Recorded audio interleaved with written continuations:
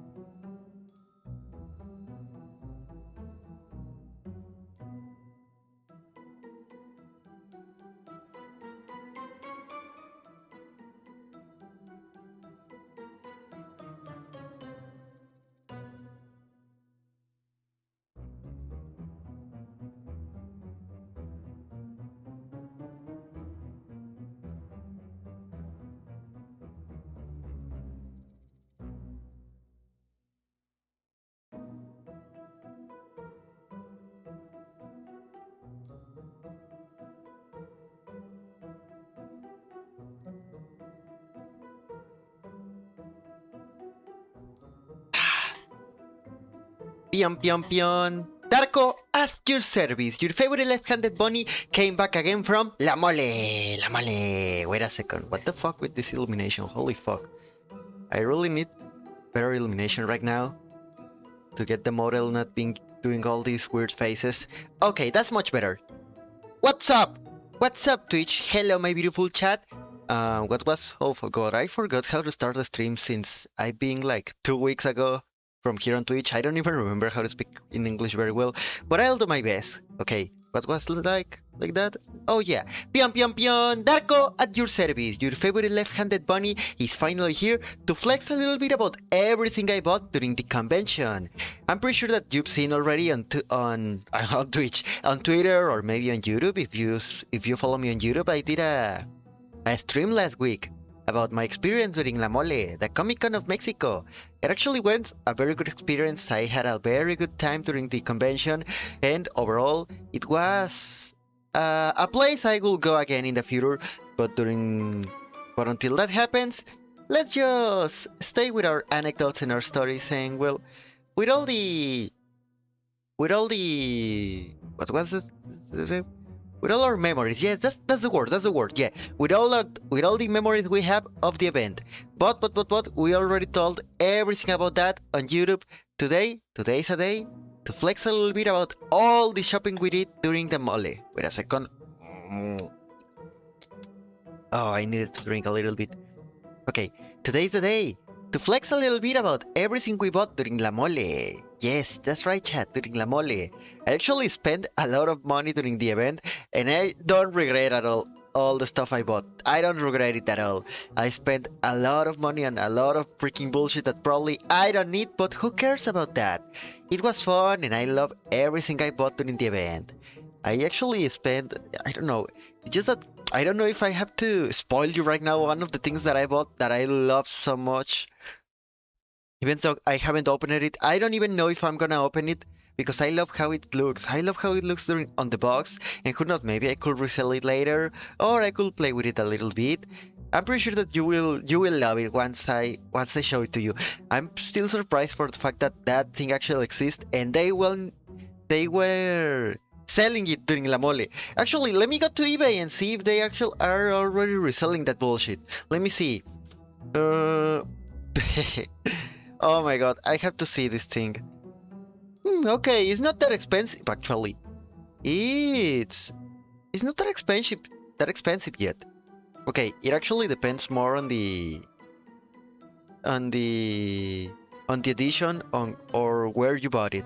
But overall, it's not that expensive yet. Who knows if it's some years it will be more expensive or nah. But until that time comes, let's try to show it to you a little bit, okay? Who's there right now in the chat? Say hello to me, come on. Say hello to the bunnies so I can know we can start right now showing you everything I got. And who knows, maybe we can repeat some of the stories we got during the event. There were there were actually a lot of bullshit happening during that trip. The Airbnb, it was a mid experience. The Airbnb was a very mid one.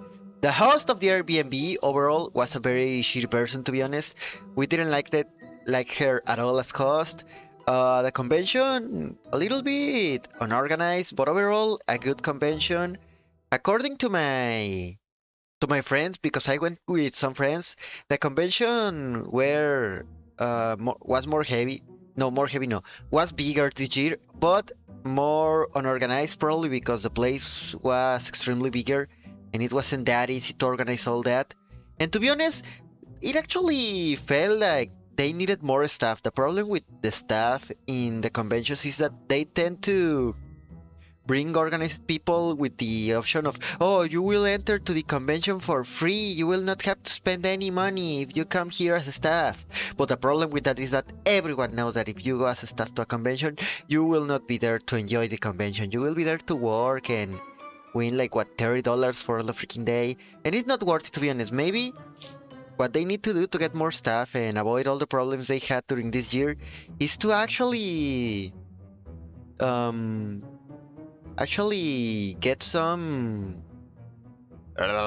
is to actually get some Better payment. Yes, yes, that's the word. They need to get better payment for the people that works during the conventions, especially for the staff, because the staff people is generally, um, how can I say this? Generally, is freelance people. Yes, they're volunteers. That's the word. Yes, yes, yes. They are volunteers.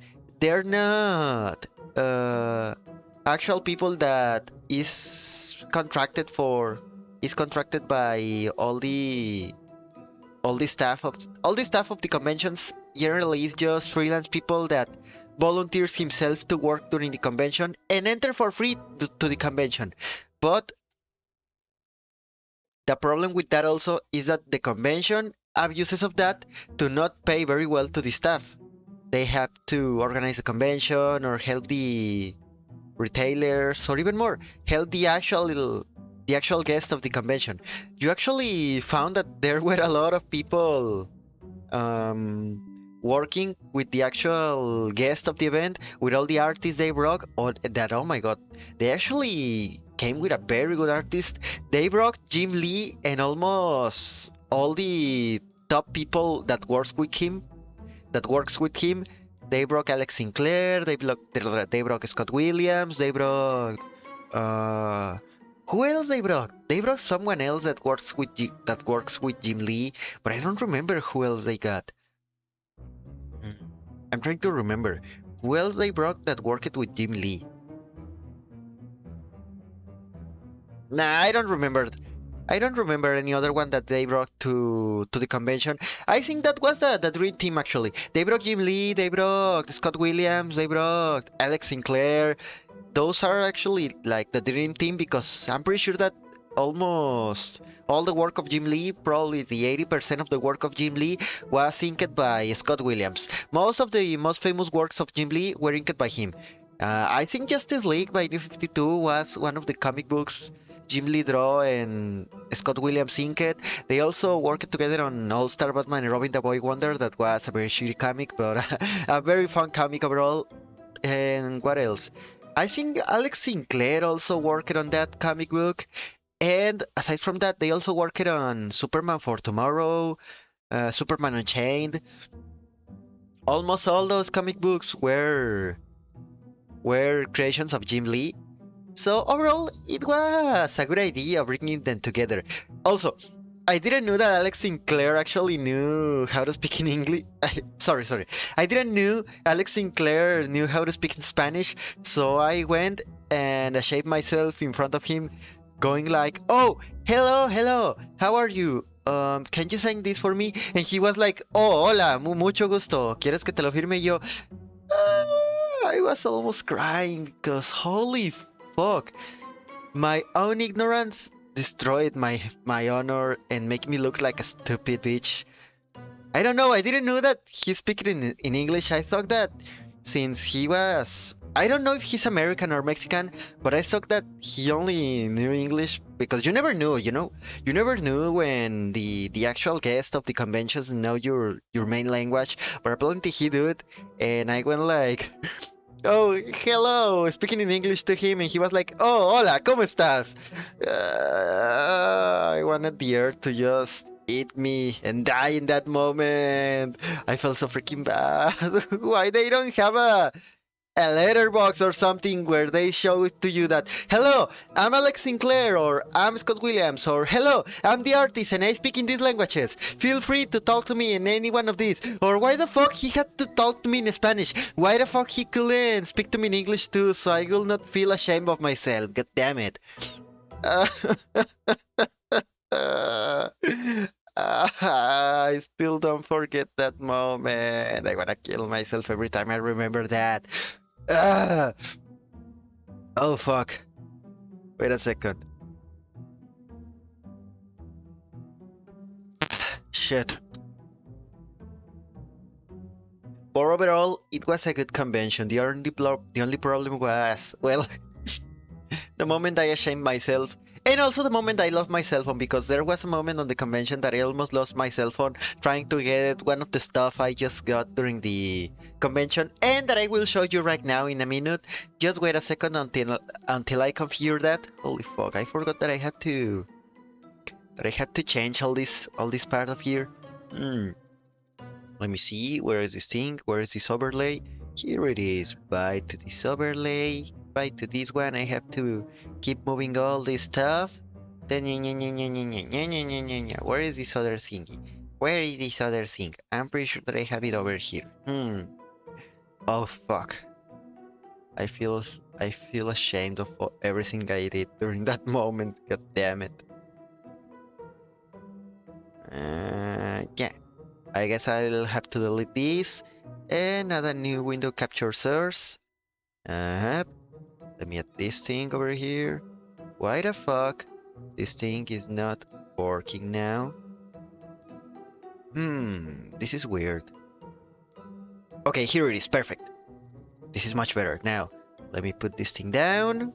Come on, bring it down, bring it down. Come down, come down, come down, come down. Ah, come down! That's much better. That's much better. That's much better.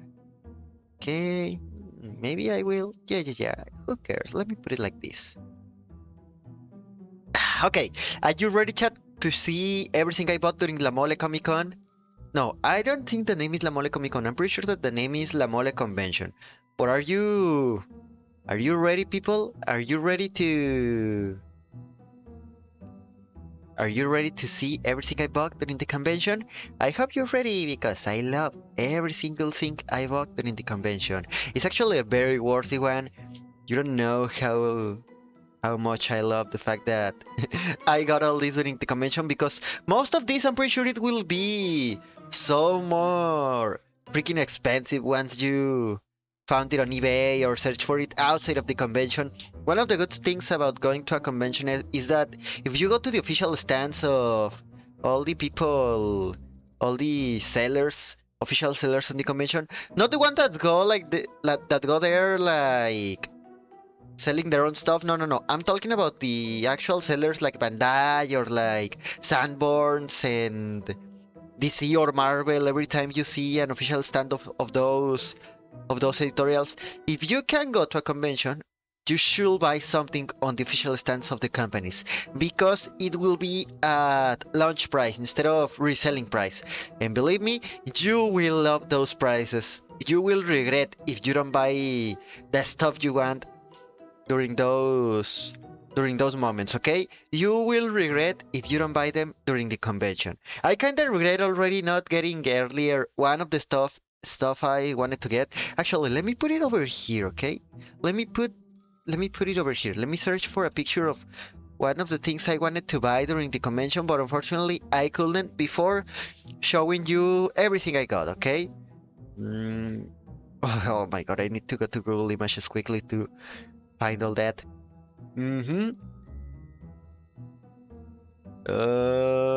Oh my god, I would love to get this one in the near future, but unfortunately it will not be easy. It's expensive as fuck right now. The convention was the place to get it. But no, I couldn't get it, and now I'm regretting it.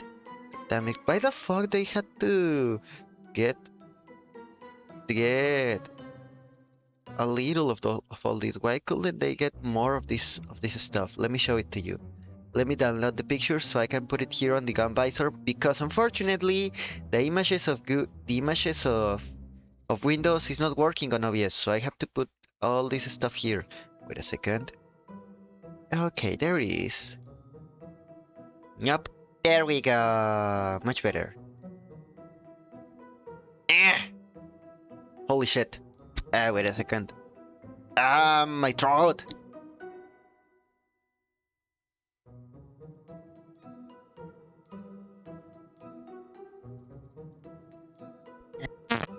My throat. Holy shit. Okay, this is much better. Okay, one more time. Wait a second.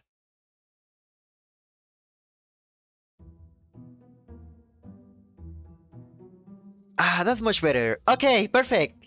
Then now time to continue. Let me change the screen so I can show you Everything, okay? First things first. This is the thing that I wanted to buy during the convention that unfortunately I couldn't get, chat. They had a Tamashii Nations scene. Yes, Bandai, but also Tamashii Nations had a stand during the convention where they were selling this thing. They were selling this messenger model kit, and on the moment I saw it, because they had like two positions, okay? They had like two stands.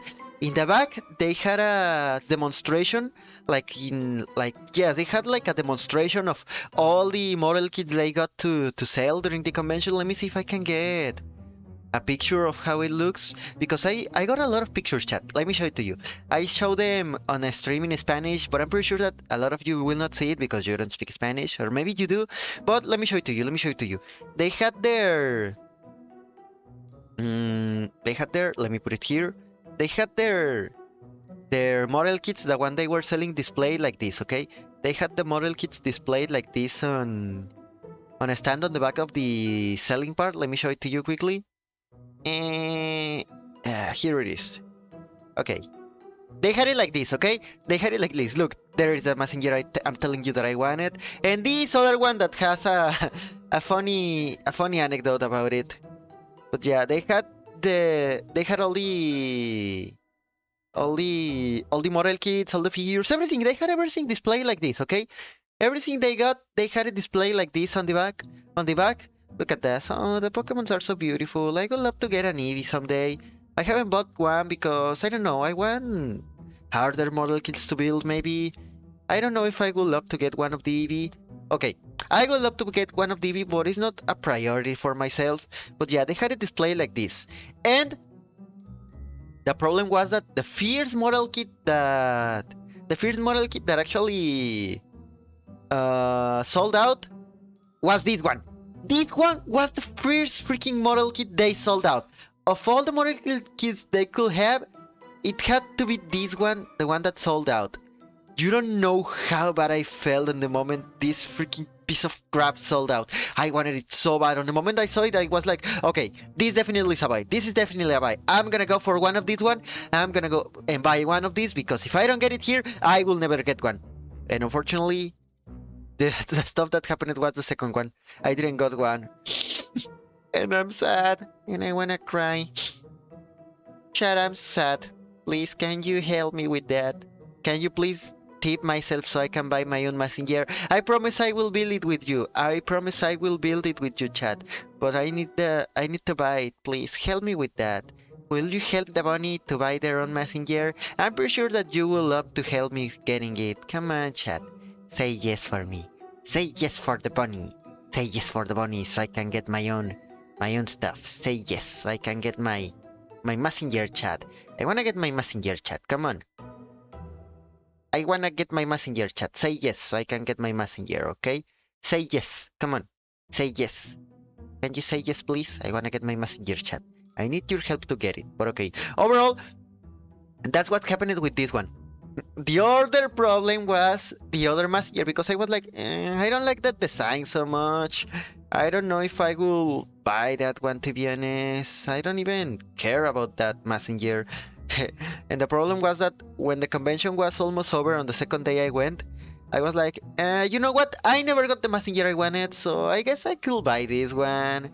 And I had like a lot of money. Yeah, I still had a lot of money to buy the stuff I wanted, and I went like, oh yes, I'm gonna buy this. Fuck it, I want a messenger on my shell, on my figure shell. And when I got there to buy the freaking model kit, guess what? This one already ran out of sales. This one already sold out on the moment I went there. They had models of this one during all the damn day. And only when I finally decided to buy my own one, they got rid of it. They sold out, and they got away. They got rid of all the messengers they got there. Why the fuck they will broke so much, so, how can I say this? So tiny units? No. How am I supposed to say this, goddammit? Translate Google. Google Translate so will always help me. Yeah, why the fuck they had to get so few units of the items they got during the store? God damn it, they were like more than 1 million pair people there. Okay, maybe not more than 1 million people, but we were a lot of people over there, okay? There were a lot of people during the convention. I don't know why the fuck they didn't bring more units of the freaking messengers. It was the second one uh didn't go away that quickly, but the first one, the first day, it sold out the first day at like 2 p.m. And the convention started at 10 p.m. God freaking damn it, I hate this so much. I wanted that messenger. And I'm not gonna get it anymore. First, I don't get my Gao Gaigar, because I'm pretty sure that if I go to eBay right now and search for the Gao Gaigar model kit, it will be so freaking expensive. Gao Gaigar model kit. Let me see. I'm gonna see this thing. And yep, I knew this will happen. Real Great Gao Gaigar is at $60, $100. Okay, there's someone binding for it and selling it at right now at $40. Here it is, $100, $100. Yep, the idea of getting a Gao Gaigar is away. I'm definitely not gonna get a Gao Gaigar, never in my life, thanks to this. God damn it. And Gao Gaigar is probably one of my top 3 favorite mechas. Mazinger is like my top 5, top 4 favorite mechas. Unfortunately, I will not get one apparently. The other one is Gurren Lagann. Gurren Lagann is actually my favorite mecha, you know, chat? I love Gurren Lagann. You don't know how much I love Gurren Lagann. Let me see. Gurren Lagann model kit. While I'm talking with you, I'm searching for the for the model kits of all these mechas on eBay to see how much is how much they are. What? Nanny the fuck? Nanny the fuck? Holy shit. Why the fuck the model kit of Gurren Lagann is so freaking expensive, chat? Don't go. It's not worth seeing this, okay? It's not worth seeing this. It's not worth it at all. Don't even try it, chat. Don't even try it. It's so freaking expensive. It really is. In Mexican pesos, it's like at 2K, almost 3K. Those are like $300, $200. It's definitely not worth it, to be honest. It's not worth buying that. Don't even try it, okay? Don't even try it. I hope one day we will get some re-editions of all these model kits, but in the meantime, while we wait for that, I guess I'll have to, well, fuck myself. But on the moment I saw this and the fact that I couldn't get my model kits, the model kits I wanted, I was like, you know what? Fuck it, bro. Fuck it. I will get something. And in a rage attack, because I couldn't get the model kits I wanted, I bought this one. Oh, wait a second. Ah, that's it. So much better. I bought this one. I bought the Millennium. I got the Millennium Puzzle and the Golden Sarcophagus from Yu-Gi-Oh! Yay! I'm pretty sure that you already know that I'm a big Yu-Gi-Oh! Fan. Maybe a little bit poser, to be honest, because I don't know about the cards and I don't know about all the series. I actually only watched like 3 or 4 Yu-Gi-Oh! Series and I only finished 2 of them. But overall, I've been a Yu-Gi-Oh! Fan since I was like a little bunny. Since I was a little bunny, I've been a Yu-Gi-Oh! Fan from all my freaking life. I remember that I got a lot of pirate cards when I was a child, a bunny child. And now, since I had the opportunity to buy the Millennium Puzzle and the Gold Sarcophagus, I was like, oh well, fuck it, let's go and buy one. So I go and buy one of those. Isn't this so nice, chat? Don't you love how this looks? The box actually got a little bit destroyed. You can see it. You can see it here. Let me show it to you.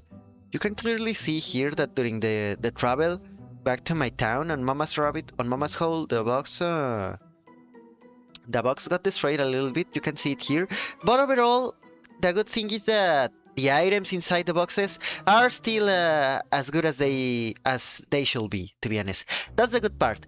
The fact that I could get the Millennium Puzzle during the Bandai Tamashii Nation stands, because I'm pretty sure that this stuff is expensive as fuck right now. I remember seeing these on some stores here in Mexico and they had it expensive as fuck. Millennium Puzzle model kit. I'm pretty sure that if I search for this on eBay, it will be expensive as fuck. And as far as I know this will be expensive as fuck.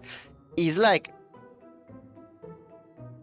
it's not half the price, it's doubled. The price of these two things is doubled on eBay. Holy fuck, why the fuck these things are so freaking expensive, bro? They really don't need to be that expensive. The golden sarcophagus costed like $30. Yeah, the golden sarcophagus were like $30, and the Millennium Puzzle were like $40. And you can get them like for $60 or $100 on eBay. I don't know why the fuck the resellers think someone will pay for that. Holy shit, really. Someone have to stop the resellers because that is not good. I hope the Machinations and Bandai will still be creating all this stuff because it will be a mess to get this only by resellers. Good to know that these things actually were there when I came to buy my stuff, because I will be so freaking angry if after not getting the messengers I couldn't get my Millennium Puzzle and Golden Sarcophagus either. Because first I was like, I will just bring the Millennium Puzzle, but then I saw that I still had money and I was like, you know what, fuck it, let's bring the other one here too, so they can combine. I don't care, I don't wanna spend a year or two searching for it in a freaking reseller position on eBay or in other places just to see that I will not get it for under $100. So I went with the consumer impulsive decision of getting the two of them, and I got it here to my house. I have plans. I haven't built them because I have plans of doing them during stream. At least the golden sarcophagus first. Why you will think? Because the difference between the Millennium Puzzle and the Golden Sarcophagus is that the Golden Sarcophagus actually got instructions of how to build it. Yes, the Millennium Puzzle also have instructions on how to build it. Oh shit. Wait a second. Okay, what was I saying? Oh yeah. The Golden Sarcophagus have instructions on how to build it, and it will be so much easier to build than the Millennium Puzzle, because the problem with the Millennium Puzzle is that you have two options, okay? You have two options with the Millennium Puzzle.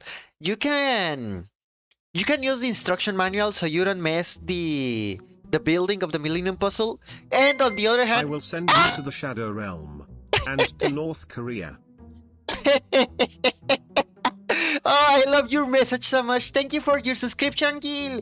Mwah. Kisses for you, brother. Kisses for you. And lots of hugs for you. Lots of hugs for you. Look, I'm flexing everything I bought during La Mole. I'm actually just starting. This is literally the first picture I'm showing right now. My Millennium Puzzle and my Golden Sarcophagus. As I was saying, I'm planning on building this on stream. I'm gonna use instructions for the Golden Sarcophagus, but for the other one, I'm gonna use... For the other one, I'm gonna use... Sorry. For the other one, I'm gonna use instruction manual. For the Golden Sarcophagus, I'm gonna use an instruction manual. But for the Millennium Puzzle, I'm gonna do it, as we say here in Mexico, pelona, a la pelada, without instructions. They actually got instructions inside the box. Ouch! Ouch! Why the fuck are you bonking me now? Hey, someone else resubscribe or something? I heard about it. I heard about it here for some reason, but I don't understand why. Anyways, thank you for the following, Gil. Even so, I don't know why SpongeBob is not...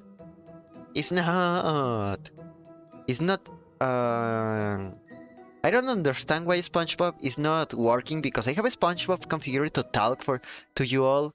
I have Yuki's dual discs. I want Jaden's. Ooh, I also want the Jaden one. I have a dual disc too, but I have the... You remember the Shadow Realm stuff? Do you remember that? Orichalcum Saga on the original Yu-Gi-Oh, where they got like this weird eye on the en la pinche frente. I forgot how to say in the frente. In the pinche frente.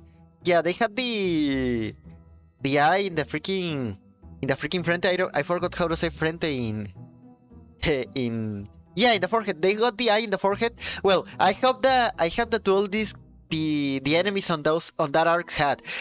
The only bad thing about those ones is that they actually were meant to be used by kids, so it doesn't fit my hand anymore.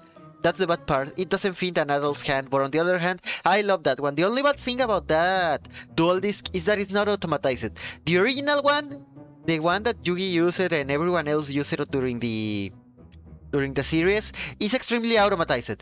They even have a like a pool. Yeah, they have a palanca. What was the palanca meaning? Oh fuck, I forgot that I didn't wear here because I wanted to move something over here. Holy shit, where is the bunk? Here is the bunk. I have to move the bunk a little bit up over there. That's much better. Yeah, they have they have a lever, okay? They have a lever on the dual disc to arm it automatically. I remember that because one of my cousins had one of them, but unfortunately the Orichalcum dual disc doesn't have that one. You have to manually do everything, and it kinda destroyed the immersion a little bit. But overall, I prefer that design over the original one.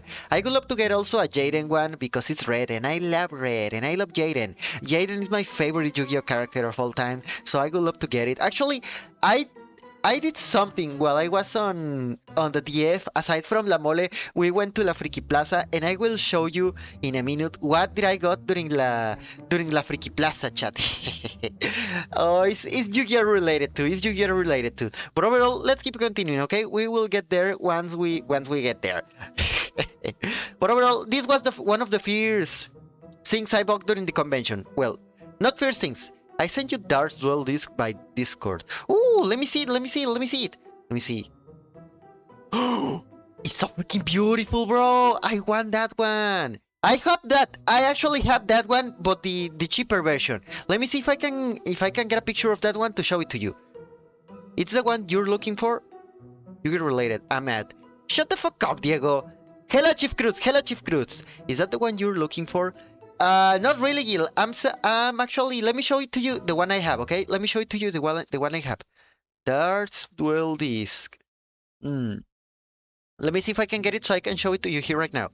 Holy fuck, where is? Oh, here it is. Here it is. Look. Let me. Here it is. This is the one I have. I forgot that I have to do view file here on the browser of Brave Subloser.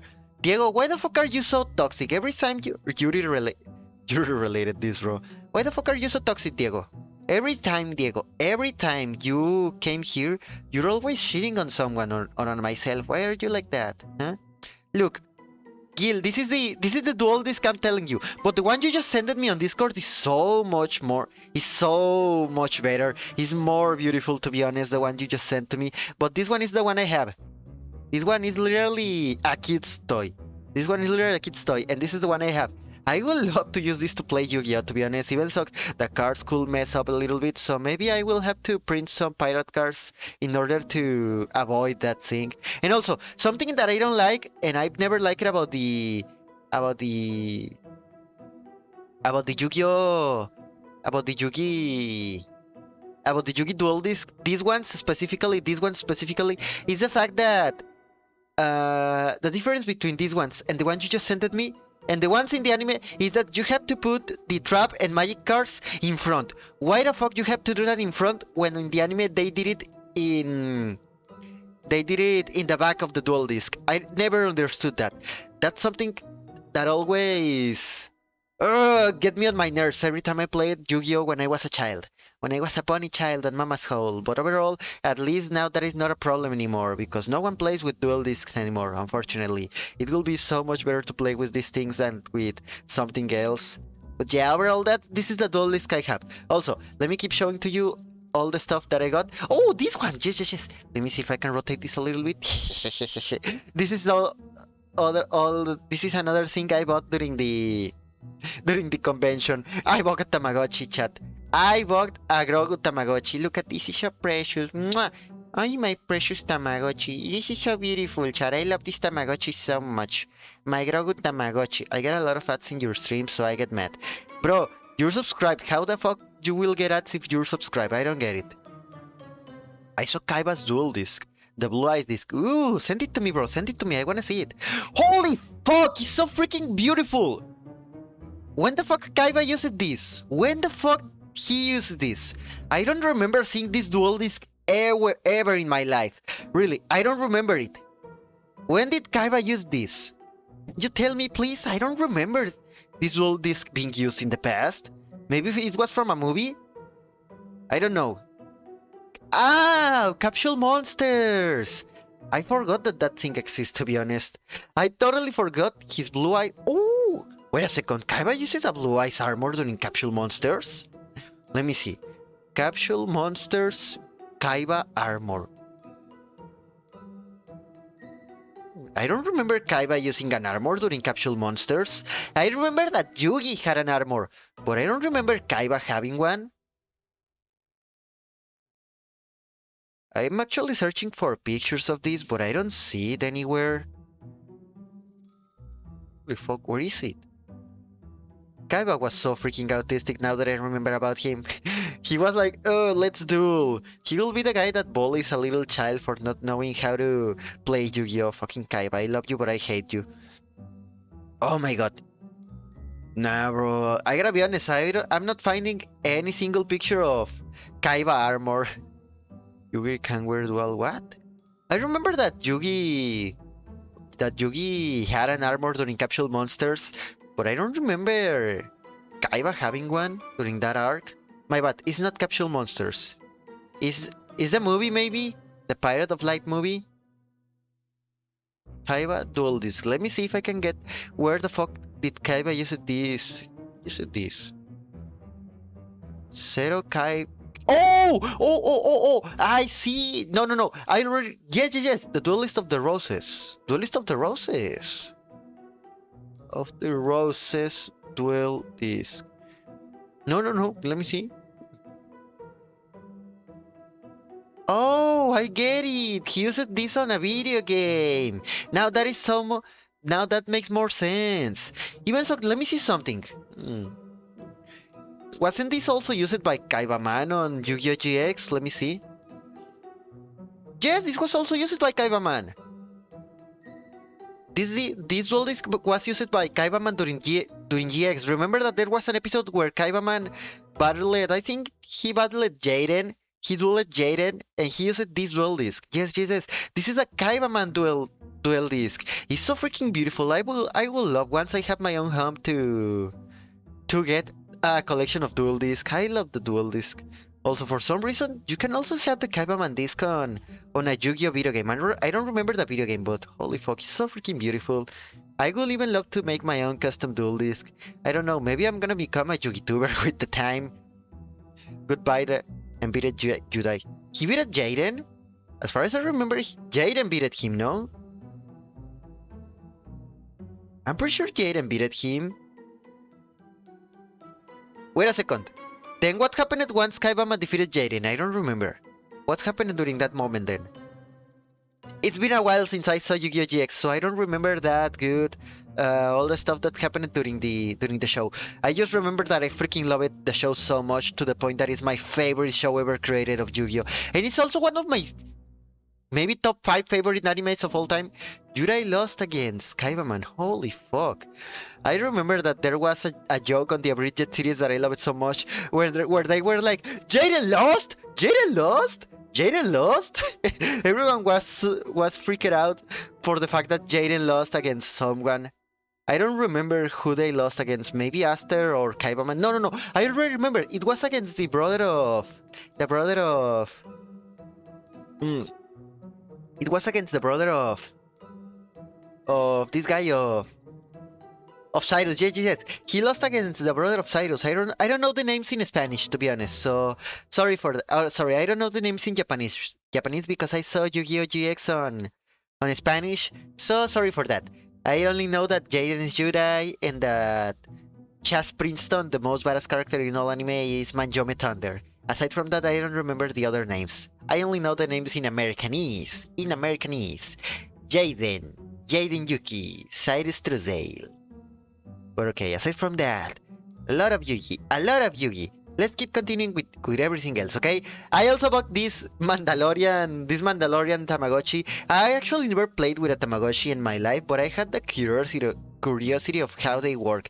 I'm still thinking about opening this one or leaving it like this, because as far as I know, and as far as Nito, the guy that I went to the Mole Comic Con, told me, the Tamagotchis actually got very expensive with the with the time. So I don't know if I shall open this and resell it in the future, or play with it a little bit. Who knows? Also, the problem with the Tamagotchis is that they are like pets, so I have to be 24/7 with my own Tamagotchi to know when the fuck that guy will have to eat or some shit like that so it doesn't die. Because come on, Chad, it's Grogu. I don't want my Grogu to die. Look at him, he's so precious. I don't want my Grogu to die. Let me do it quick. Let me search it. Let me do it. Nearby. Look at that. They even got it here.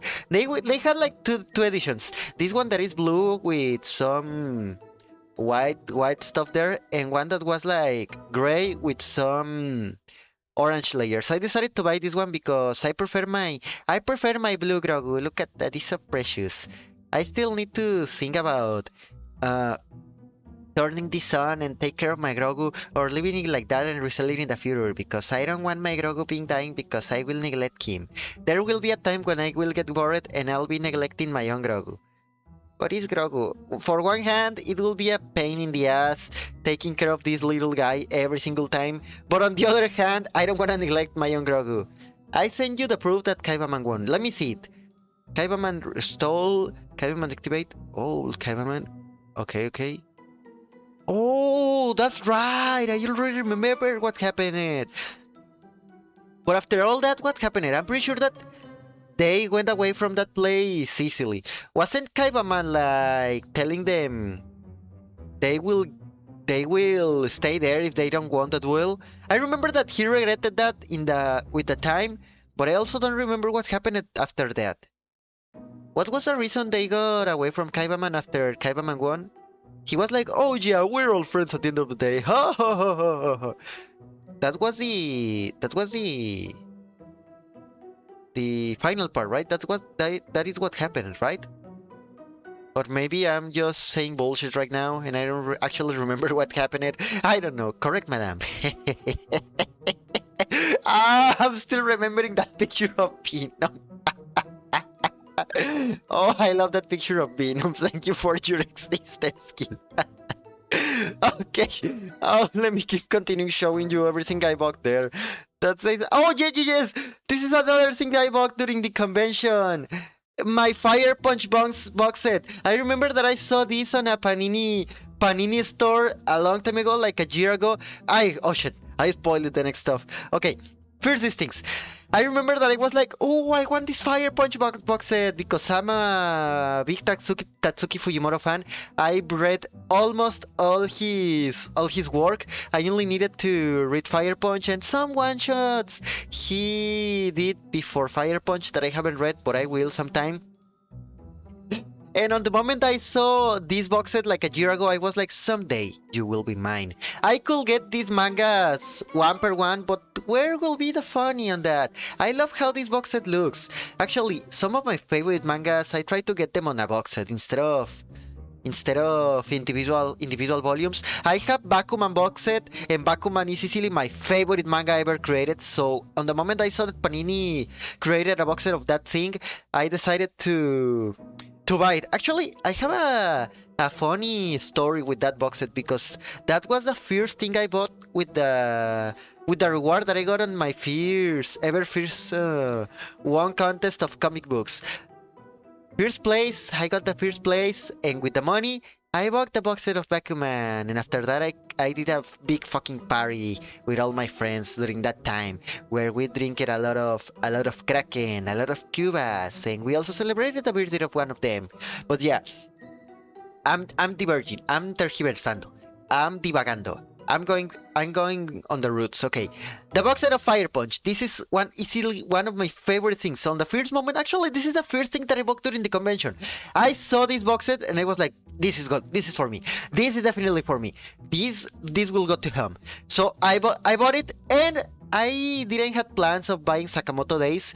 I have some friends that has been recommending me this manga. I don't even know if I'm gonna open this one because I love the fact that they even got you this delantal. How is delantal supposed to be said in English? Let me see, delantal. Yeah, they got this apron.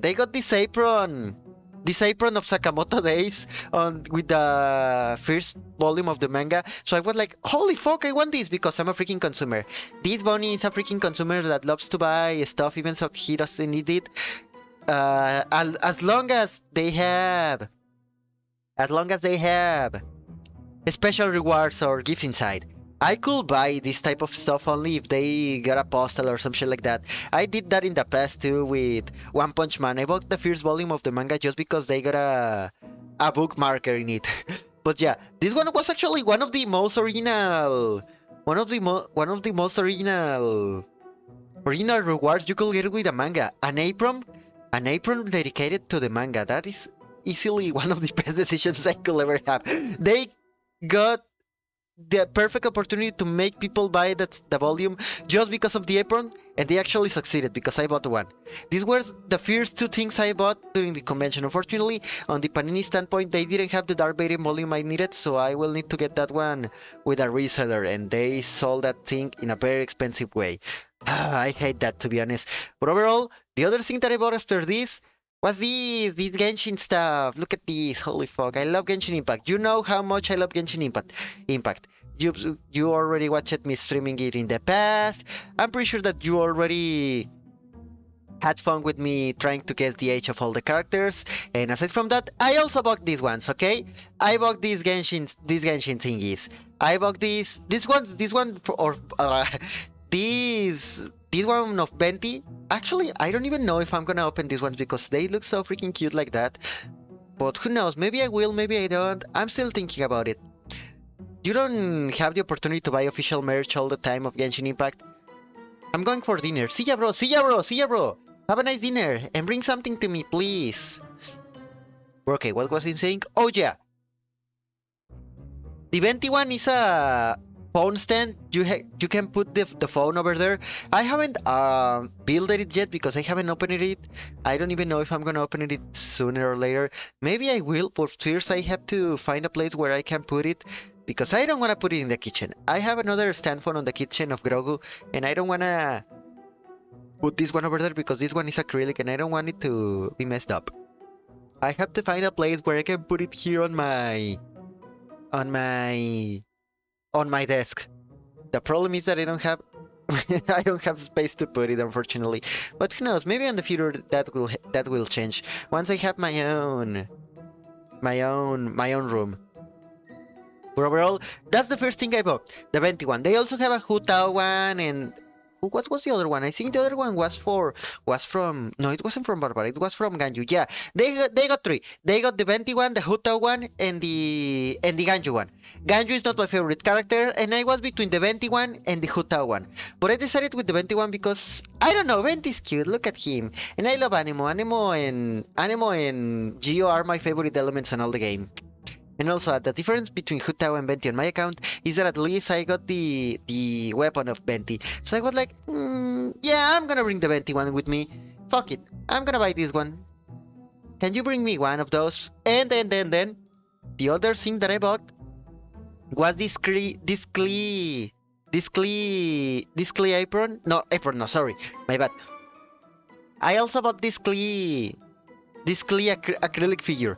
Actually, they didn't have the best merch in the Genshin Impact stand. I hoped to see some figures, some I don't know, maybe some codes for the game, some shit like that. And unfortunately, the only thing that I could get during the stand of Genshin Impact was the nice build stand because it was so freaking beautiful, chat.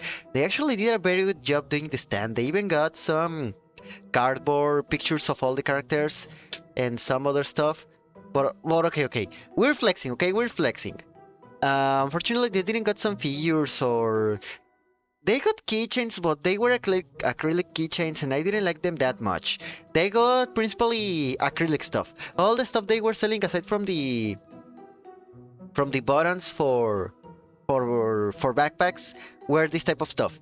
Stand phones, acrylic ones of the Genshin concert, and this one over here that I haven't opened yet are postal cards. Postal cards of Genshin Impact of the concert. Actually, aside from Klee, they also had Kiki and Barbara. But to be honest, I like Barbara and Klee, but my favorite one of all them is Klee. Mwah, my precious child, I love you so much. Beautiful Mikey, beautiful Mikey. Okay, I will continue because I don't want Coily to come here and see her gift. Okay, aside from that, I also got some. Holy fuck, this picture looks so freaking bad. Let me see if I can get a better view of all this. Okay, unfortunately, this is the only thing I could. This is the only way I can show it to you. This. Okay, aside from that, another of the reasons that of why I went to La Mole Comic Con was for this chat. Because I wanted to get a lot of signatures of my comic books. All these comic books. Wait a second. Oof. I needed to hydrate myself a little bit. Okay. All these comic books are my own comic books. Most of them are from my collection aside for like one that is the Superman one here. And also this Spawn one that you cannot see but is over here on the other part of the screen, okay? This one over here, these two over here, wait a second. Let me see something, if I can show you the... Let me see if I can do something over here, okay? Okay, it actually is created so you can see the cursor, okay. This one over here is a Spawn comic book that they were selling exclusive for La Mole, and this one over here too is a exclusive La Mole Superman comic book. Those were some of the comic books that I bought during the convention. At least on this picture, those are the comic books, the only comic books that I bought.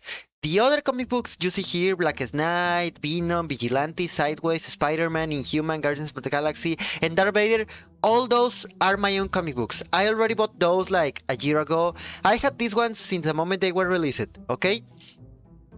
But I brought them to the convention because I wanted to get the signs. So all the artists that working on these comic books were on the convention. Darth Vader, Edgar Delgado were on the convention. And to be honest, I love this Darth Vader comic book.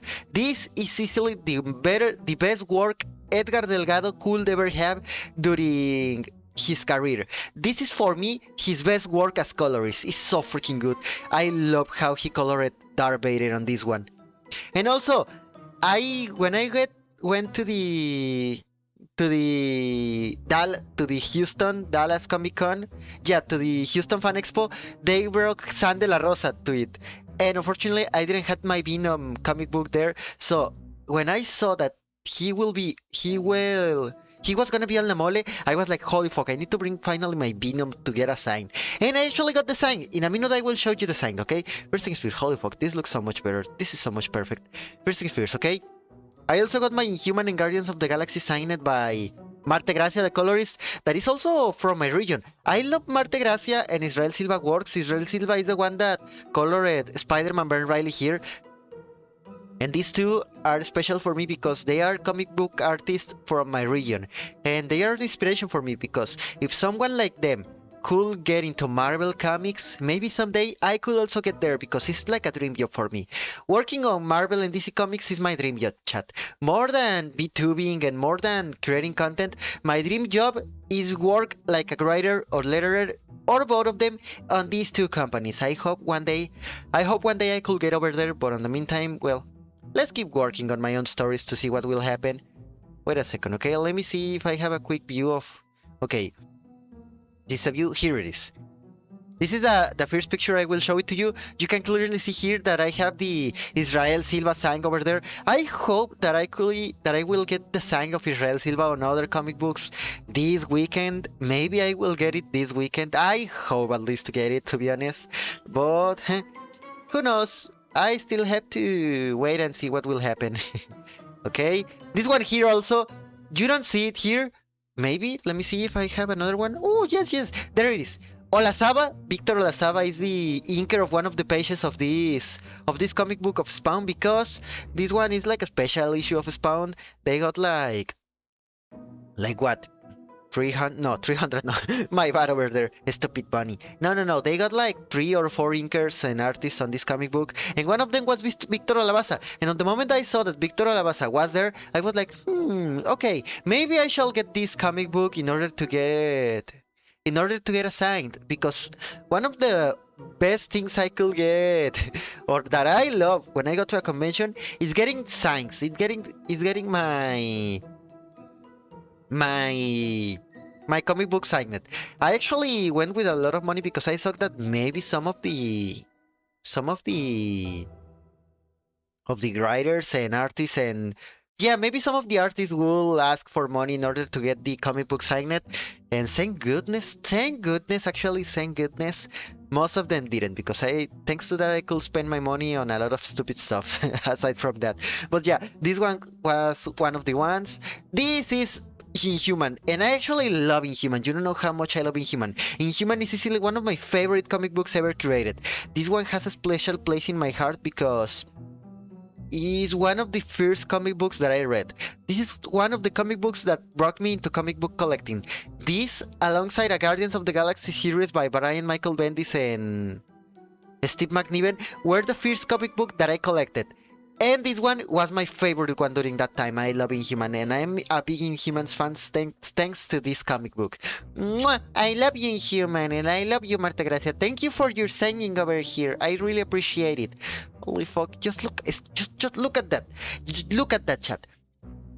I bought this comic book when I was like 50 years old, 40 years old, and now it's finally here, signed by the artist. I hope that someday I will get Joe Madureira and Charles Soule signed, but until that happens, I will have to wait a little bit. Overall, I'm so freaking happy with this sign, and I also got my Guardians of the Galaxy comic book signed by Marta Gracia too. I hope that sooner or later I will be able to get Marta Gracia my Hulk comic books and my what was this other thing? My Hulk comic books and the rest of my Inhuman comic books, because I still have other 6 issues of Inhuman that I need to get signed by Marta Gracia. Oh shit! What did I just it? Okay, much better. Okay. Also the Darth Vader one that I already told you that Edgar Delgado signed it. The Sam de la Rosa one that actually you cannot see the sign over here. There it is. It looks so much better here. There it is. I'm pretty sure that you can see it already here. That's much better. Here it is, the sign of Sam de la Rosa. And I gotta be honest, Sam de la Rosa has one of the best signs I ever had. He has one of the best autographs that I ever saw. I love how he does this thing on cursive letter. It looks so freaking elegant. It looks so good. I love it so much. Sam de la Rosa work on Venom as an inker is one of the best ones I could ever see, and I really appreciate the fact that he was very nice actually. Sam de la Rosa was a very nice person when I chatted with him a little bit, at least to say hi. He was always so happy, with so much energy and signing everything. Even so, he was one of the only ones that actually asked you to get some to buy the signs, okay? He was one of the only ones that actually told you that it was like 20 baros the sign. I also got this one, the Superman one, signed by Scott Williams and Alex Sinclair. There you have it. Scott Williams, and down here is Alex Sinclair. This is the Superman special issue from La Mole, as I told you. Unfortunately, I couldn't get the Jim Lee one because you will ask, why? Why you didn't get the Jim Lee one? You just missed an opportunity. Because the Jim Lee sign was like at $100 chat, and I was not gonna pay $100 for the Jim Lee sign. Jim Lee is a very talented artist and very loved on the comic book medium, but it's not one of my favorite ones, to be honest. I'm not a big fan of Jim Lee. I like his work, okay? I like Jim Lee's work, but I'm not his fan, at least not on that point, okay? Holy fuck, this doesn't see. And here also the Alex Sinclair sign for Blackest Night. This is actually the comic book alongside Rebirth. Actually, I shall see that I didn't screw it up by not giving him my Green Lantern Rebirth. Green Lantern Rebirth. Let me see. I hope I didn't screw it that one. I hope he wasn't the one that. Oh, thank goodness he wasn't the inker of this. Unfortunately. Oh god, thank goodness he wasn't the inker of this thing. Okay. What was I saying? Oh yeah! Blackest Night is the comic book that brought me into Green Lantern alongside Green Lantern Rebirth. And I have a very... I appreciate this event a lot. You don't know how much I love this story. It's easily one of my favorite comic books ever created. It's a story that I can keep reading and reading and reading every single time. And it doesn't matter how much I read this, I will always love what I'm reading here. I will always be full of dopamine while I'm reading this. And look at that cover. That cover is so freaking beautiful. The fact that I finally have a sign on this comic book just make it so much better. I also got my Vigilante comic books because maybe most of you know Alex Sinclair as that guy who does coloring, but he's also a sorry. Ah,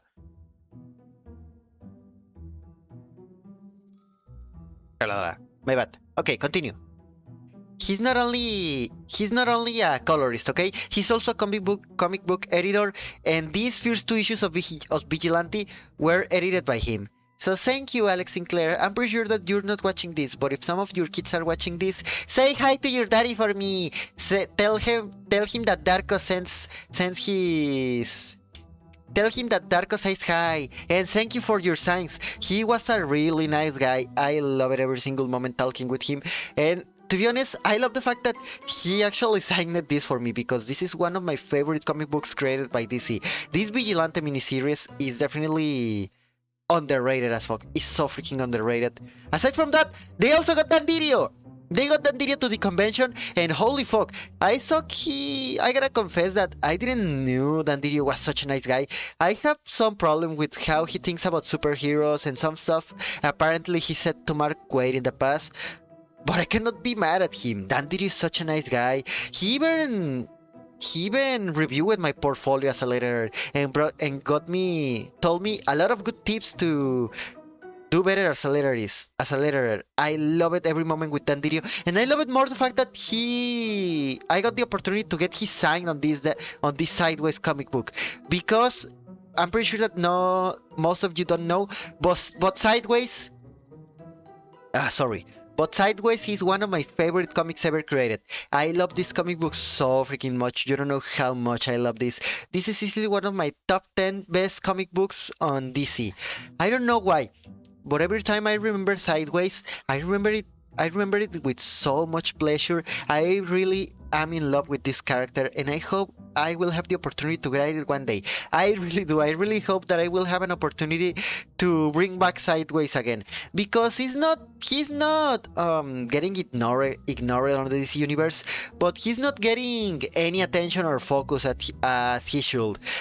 He's mostly a background character right now. You can see him on one or two events as a background character, but without saying any dialogue, only appearing over there. So I hope one day I will have the opportunity to do my own sideways runs, to bring sideways to its infinite glory again. Please, DC, hire me to do my own sideways run. You will not regret it. I will do the best sideways run you could ever have. I will do an instant classic if you let me, DC. Oh, but yeah, overall, Dan Didio was such a nice guy, and the fact that I could get his sign with this Sideways issue is so freaking good. Mwah! I love this issue. I will never get rid of my Sideways issues.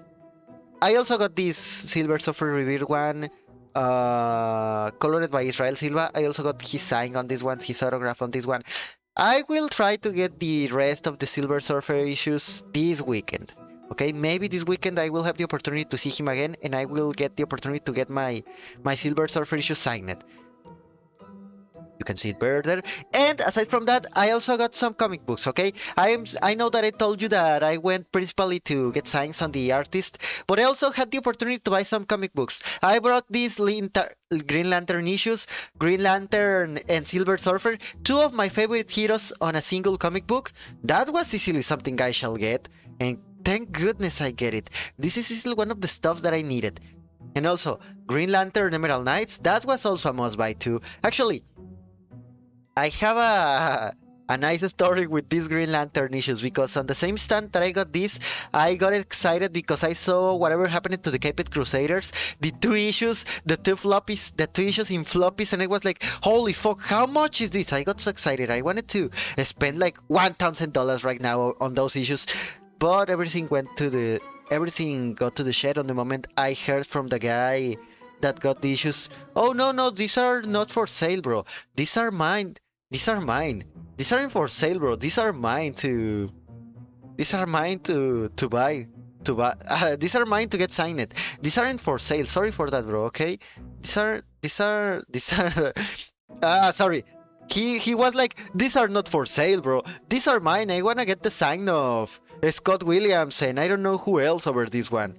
And I was like, oh well, fuck it then. Fuck you, bro. Actually, the only thing that I regret about this is the fact that I couldn't get the is the fact that I couldn't get a Loa miniseries. That guy was selling a Loa miniseries that unfortunately I couldn't get. But what can I tell you? What can I tell you, people? It will be some other time. Maybe in the future I will be able to get it. But in the meantime, well, who knows? I will have to wait a little bit until that happens. Unfortunately. Also, have you ever gotten some signs for you, chat? Have you ever got some autographs or something like that in the past, chat? Who knows? Maybe you did. Oh, fuck. Who knows? As I was telling you, who knows? Maybe you did in the past. Maybe you got some good stuff in the past. You have all the right. You have all the right to show it to me, okay? You can actually.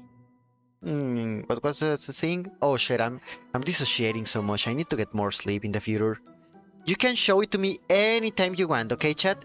Anytime you get some comic books, you can show it to me on my Discord. Actually, we all actually have some Discord channels, so you can flex a little bit your comic book collection and comic book buys and some other collections you can have.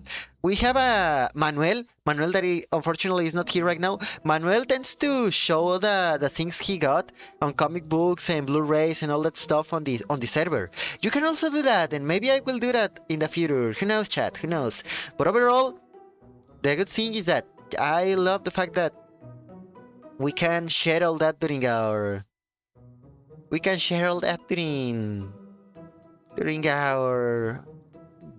on our server, okay? So if you wanna get some new friends and talk a little bit with all of us, just go to our Discord server. You will have fun over there. Now, oh fuck, I have to go for some water, chat, so I will run a 1 minute ad, and after that I will come back, okay? I will come back in a minute to keep showing to you everything I bought, okay? Because after this it comes a little bit more talking about comic books. No, you know what? Let me snooze this a little bit. Let me finish with these comic books first, okay? Oh fuck, okay.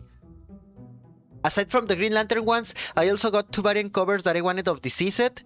A Good Day for Die, that I actually needed this. This was the only issue of Deceased that I still needed. And this is D for Deceased. This comic book cover, I'm mentioning a movie cover. I think I actually have all the covers that I like this. So, and on the moment I saw this one, I was like, I think I don't have this one. Maybe I shall bring it with me. And that's what I did. I also got a Jonah Hex comic book, a random one, okay? I love Jonah Hex. Jonah Hex is easily one of my favorite characters on DC, and on the moment I saw this Jonah Hex issue, I was like, oh, well. No, actually, I didn't saw this issue. The one that told me about this issue was Nito. He was searching for Question and Moon Knight comics, and when he saw this, he was like, hey, Darko, look at this. And it was like, ooh, I'm gonna bring this with me. It was a random issue. I'm not even gonna read it, to be honest. I'm just gonna have it there.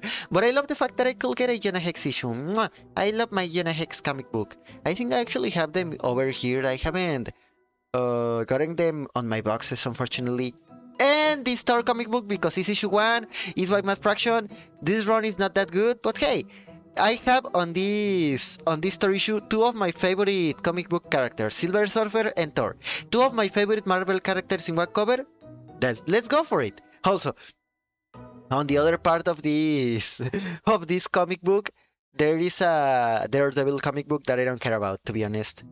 Okay, here you can see, and on the same stand that I bought these Jonah Hex and Mike Titor comic books, they also gifted me this. And I was like, bro, you solo miéntame más la madre, cabrón, no mames.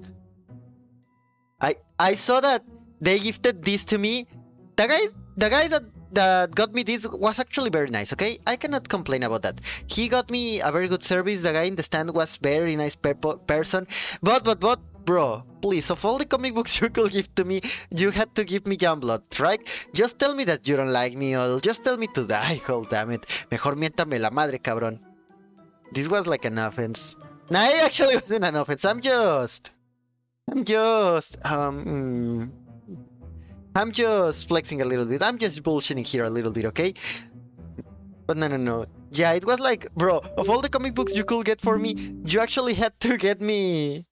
You actually had to gift me Youngblood. Of all the comic books, it has to be Youngblood. Holy fuck.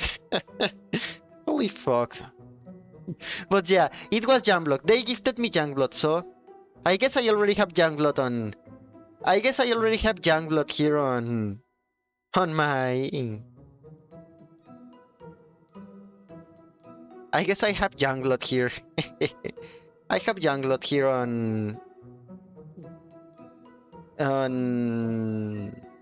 Ah, sorry. I'm dissociating a little bit. I guess I have Youngblood here right now on my. Hmm, what was he saying? Oh yeah, I guess I have Youngblood now on my collection. But okay, aside from that, what else I have here? Let me leave it here right now and... Oh, fuck.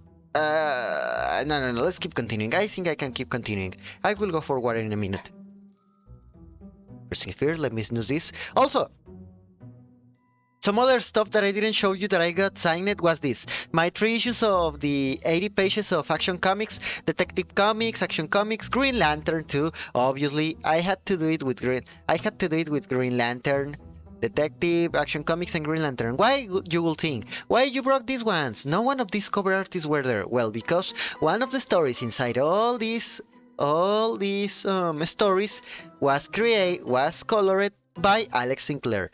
And I saw that, and I had to get the sign. I also got the first issue of the new Venom run that is colored by Alex Sinclair. I got it also signed. I gotta be honest, I don't think I will stay with this one. I'm thinking about selling this run. I don't have it complete, so it doesn't matter if I sell all the issues. I actually didn't like it that much. I like the parts that are with Dylan. I like all the Dylan issues, okay? Everything that has to be with Dylan on this run is actually very good, but everything that is with Eddie Brock is just felt so uninspired, so uninteresting for me. I don't know, I'm not that into this run like I was with the other one with Donny Cates and Ryan Stegman, but hey, that's just me. I know that there is a lot of people that is liking this run. Unfortunately, that is not my case. And I'm pretty sure that you cannot see this too, but I also got the Kyle New. Kyle New was on the convention, and damn it, here it is. I got his sign on these 2 variant covers of Deceased War of the Undead Gods. Mwah! My beautiful covers. Unfortunately, I was stupid and I subscribed to the other covers instead of continuing with these ones, because these ones are hard to get, chat. These variant covers now are hard to get. Unfortunately, I couldn't get the other ones. I'm kinda regretting right now not getting the other covers, but hey, maybe on the future I will get them, who knows. Aside from that, I love these 2 covers because they have Batman and Superman. This one especially on the inside is so freaking good. I love it so much. You don't know how much I love it. This Venom one too. My beautiful one, my Venom cover.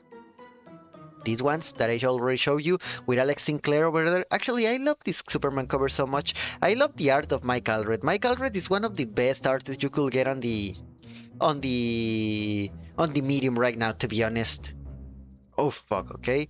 Aside from that, the Green Lantern one with all the Green Lanterns. Unfortunately, my precious Jessica Cruz is over there instead of in the front, because she's the best Green Lantern. She should be in front of all these guys. And what else? Oh yeah, more comic books. Not only because I got these comic books in the past, but because all these comic books are comic books of Mexican artists. These are local comic books. The trilogy of José Luis Enemigo de lo Sobrenatural, that is a Mexican comic book from my region actually. This is a comic from my city, and I've been for almost 3 years trying to get this comic book. And unfortunately, I never got the opportunity until now buying it. I've saw this on other conventions, and until this moment I was like, you know what? Fuck it. I'm gonna buy it right now. Who cares? Bring this shit to me. Come on. Bring Jose Luis to me. I actually had the opportunity to talk with this guy, and he was such a nice guy. Sergio Rios, I think that was the name of the of the artist. Sergio Rios is such a nice guy. He was very good, and I even told him about Red Kappa. I still need to send him the message on Facebook telling him about Red Kappa because he told us that he will share the project. He will share the project of Red Kappa. I'm so glad that he was like that. And also, I got the opportunity to talk with Logan Wayne, that is the author of this comic book called Lazarus. It's a Mexican comic book, and this is a collector's edition where he sell this pizza. It's like a pizza box, okay? It's like a pizza box. This is like a pizza box. Holy fuck! Wait a second. Ah! Oh my god, my throat. Okay, what was he saying? Oh yeah. This is like a pizza box of Lazarus, but inside you have all the floppies, the full series, and the famous number 0 that you can only get on these special editions, unfortunately. And good to know that I have all them. It was expensive, okay? It actually was expensive, but on the moment I saw it, I was like, "Fuck it! I have to get this." I already told you, if you bring me a collector's edition, I will definitely buy it. I love collecting. Uh, Collector's edition of everything, even if it is local comic books like this one. Collector's Lazarus Collector's Edition. Maybe this is the next comic book I will read. I still don't know, to be honest. Or maybe it will be Jose Luis. I don't know. I don't know. But aside from that, I also got these comic books. These comic books and these. Nope, my bad. These comic books and these comic books. These two comic books specifically. These two ones. Let me show it to you like this. Oh shit! I cannot put them like that. Nope. Okay, this is much better. This is much better. These four comic books you see here, chat. No, wait a second. Are these? Okay, no, they are actually very well. These four comic books, chat, you see here right now. These four comic books are comic books that won a comic book championship here on Mexico. So in order to participate, because I have this idea of participating in this contest this year, I was like, okay, I will bring all the comic books that already won the championship to see how good they were, why they won, and analyze a little bit what how am I supposed to say this? No. What was the name of all these? Let me see here. Let me see it here. Holy fuck, where I can see it. Where I can see it. Where I can see it. Where is the translator? Here it is. Yeah, the judges. I brought all these comic books with me in order to read them, analyze them, and see what the judges actually like. Because, quick tip, okay? Quick Darkonomics tip for everyone that wanna participate on a contest. Always try to guess what the judges like, okay? Always try to know what the judges like, because at the end of the day, they will put their personal preferences on the decision at the end of the day. That's why winning or not winning a contest is not a sign of how good or bad you are, because they will always be the preferences of the judges, okay? So the economics tip number 1. Always try to guess the judge's taste, okay? By knowing the judge's taste, you will know how to do your own comic book for that contest. You know that the judges love plot twists at the end of every story? Do a plot twist on your story. You know that the judges have some preferences for stories that are not so fictional or fantastic? Try to do something that is a little bit more realistic. You know that the judges like, I don't know, comedic or fast-paced story, or stories that are not. Yeah, you know that the judges like fast-paced stories. Try to do a fast-paced story. At the end of the day, it's not 100%. At the end of the day, knowing all that stuff will give you a big advantage over all the other contestants on this championship. Yes, at the end of the day, this will give you a big advantage. At the end of the day, this will give you a big advantage on all the other contestants over this tournament, okay? At the end of the day, this will give you a big advantage over all the other. At the end of the day, this will give you a big advantage over all the other contestants on this comic book contest, okay? This is actually a very good tip. I already played this on every comic book contest I've been, and I can assure you, even so, this will not secure you the victory. It will give you one step forward to get it. Sorry. Even so, this will not secure you the victory. It will actually give you. Sorry. Even so, this will not secure you the victory. It will actually bring you one step forward to achieve your goal of winning that contest. Oh fuck, my bad. I forgot that I was on OBS and not on the actual, on the actual, on the actual, uh, on the actual gun visor. Also, these two stuff that I have over here. Let me take out this. First things first, this one over here. Some of you may not know, chat, because some of you are gringos. But in the past, in the actual past, chat, like in the 70s, Spider-Man was a big fucking hit here on Mexico. Spider-Man was easily one of the... Spider-Man was easily one of the most popular comic book characters ever created. Oh fuck. Wait a second. Here it is. Oh yeah, what was I saying? Oh yeah. Spider-Man was one of the greatest characters ever created. It was a big hit in the past. Yeah, it was a big hit in the past. Spider-Man was a big hit in the past here in Mexico, to the point that they were putting what can I tell you? They were my bad. I'm dissociating a lot. God damn it. Okay. Uh, oh shit. Okay. Was saying. Oh yeah. I'm gonna start from the start point. Okay. Spider-Man was a big hit here in Mexico, to the point that they were doing weekly releases of the comic books America was releasing of Spider-Man. The problem with that was that there was a point where they actually were up to date with the American release, and the American release was monthly. The difference between the Mexican and American release was that the American release was a monthly release, so they got a little bit of a big problem there. They got a bit, sorry, they got a bit problem over there. And how did they? Fuck. You know what? Wait a second. I need to go for something to drink, okay, chat? I will go for something to drink because I'm messing a lot with my with my English right now. Let me go for something to eat, and after that, I will come back to keep telling you about this, okay? In the meantime, let me run an ad, and I will come back in a minute, okay?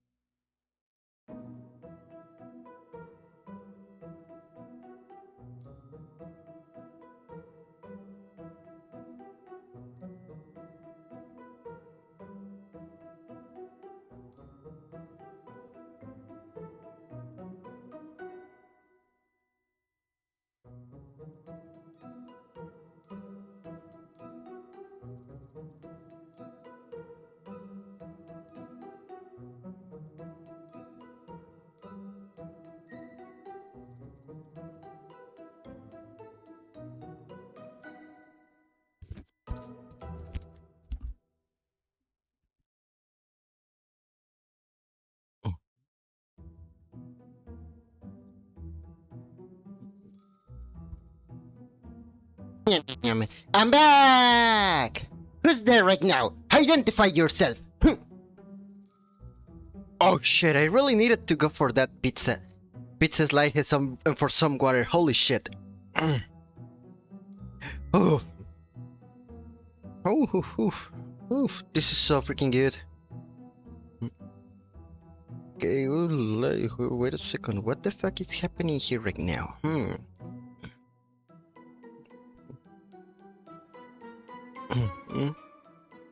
Wait a second. I'm watching something over here. What the heck is happening over here? See details.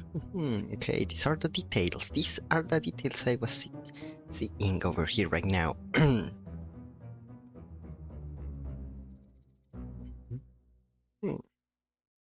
Let me see what is happening here.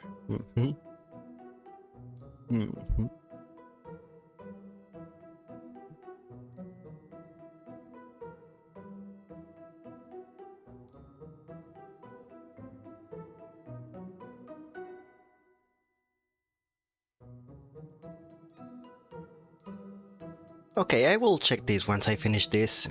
Okay, aside from that, what was I saying? Oh yeah, look. Let me just search for the data very quick. Let me see very quick about this data I'm telling you. Spider-Man Mexican comics.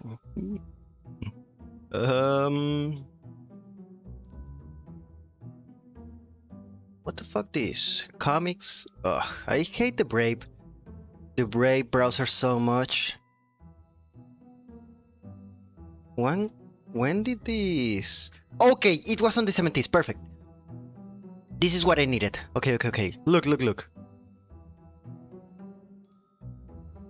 Okay. Look at this, chat. During the 70s, Spider-Man was a big fucking hit here in Mexico, which translated on a very good sales on the comic books, to the point that the editorial, I don't remember if it was Novaro or Beat, the editorial that were publishing the comic books of Spider-Man. I don't remember which one was. The point is, they were publishing this weekly. Every single issue of Spider-Man was published weekly during a lot of years, to the point that they went up to date with the American release. The problem was that the American release of Spider-Man was monthly, and they needed to keep continuing with the weekly release because Spider-Man was selling like... Well, here in Mexico we say it like pan caliente. Spider-Man was selling so freaking much. You don't know how good they went on sales with this freaking character. So, the idea they got to keep with the weekly releases was getting permission of Marvel and hire a Mexican artist to create their own Spider-Man comics. There is an entire run of Spider-Man comics that was never released on America. It's Mexico exclusive. I don't know how much issues they did of this Mexican Spider-Man run, but aside from the fact that it's non-canonical, that this is not canon, aside from the fact that this is not canon, and that we had stuff like, well, Peter Parker marrying Gwen Stacy, something that we all know that never happened in the actual canon, unfortunately. They actually let us the opportunity of creating our own Mexican comic books of Spider-Man due to the fact that it was selling so freaking much. And the name of that artist was José Luis Durán. He got in charge of creating a lot of Spider-Man comic books during that time, and he had a particular style. José Luis Durán got a particular style during those years because aside from the fact that he created some original characters, for the comic book, and for the fact that he married Peter and Gwen Stacy, he also is responsible of drawing a lot of big fucking ass. He created a lot of covers where he drew. He created a lot of covers where he drew the female characters with big fucking booties. You don't know how big he loved to draw all the booties, all the asses of the female characters on these comic books. I don't know why the fuck why the fuck he did that. I think he thought that that will be erotic enough for comic book fans to say, oh, I want to buy this comic book. And well, who knows, maybe he achieved his goal, but that is another of the things that characterized his Spider-Man run. And he, to this day, he's the first and only Mexican artist that had the privilege of creating an exclusive run of Spider-Man for Mexico. You don't know how privileged he is for doing that. He actually is like a legend right now thanks to that, and thank goodness his work is now getting recognized in recent years, because some years ago you never saw people talking about all this. I don't know, I feel it's like 4 or 5 years ago when this topic started to be popular, and all the internet people in the internet started to talk about this. And thank goodness that also came with the fact that he's now being invited to conventions to talk about his work.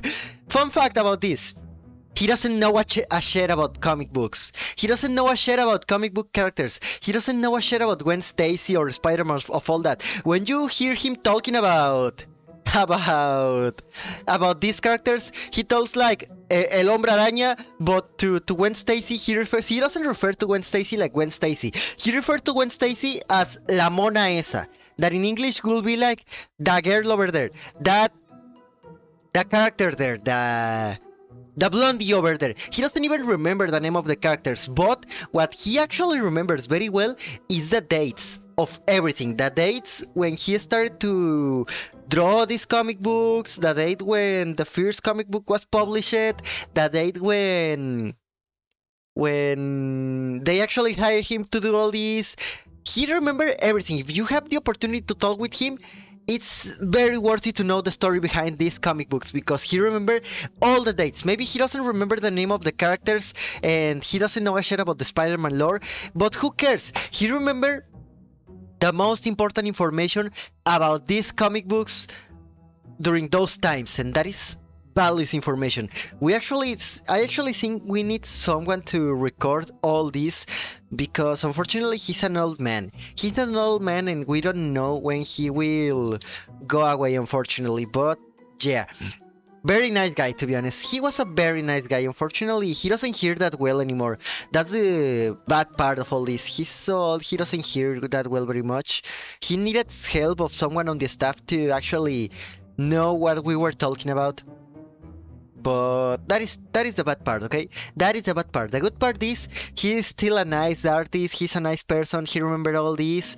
And aside from that, well, the Mexican comic books of Spider-Man.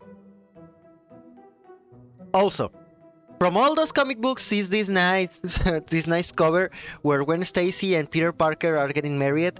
I don't think this is the first cover he did. The first cover he did for these comic books was another one with a character called... Let me see if I can spot it over here on Google Images so I can tell you what was the name of this character. I think I saw it here somewhere. I don't... As far as I remember, not even the wiki. The Marvel wiki has these characters. Here it is. He did... What is the name? Oh yeah! He did a character called Hombre de Hierro. Yes, the name of this character was Hombre de Hierro. The actual cover of that issue is Te destruiré, Hombre Araña, y cuando lo haya hecho, seré el amo del mundo. Lea la victoria del Hombre de Hierro. The victory of the Iron Man.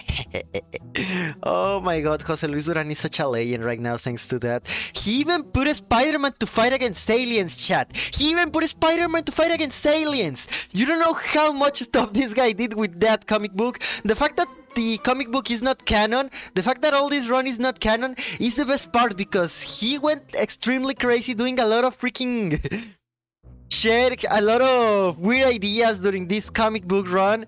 You don't know, I wanna read this. I will definitely find a way to read this. I will try to collect all these comic books someday. I wanna get all these on physical. I wanna get a TPB, you know?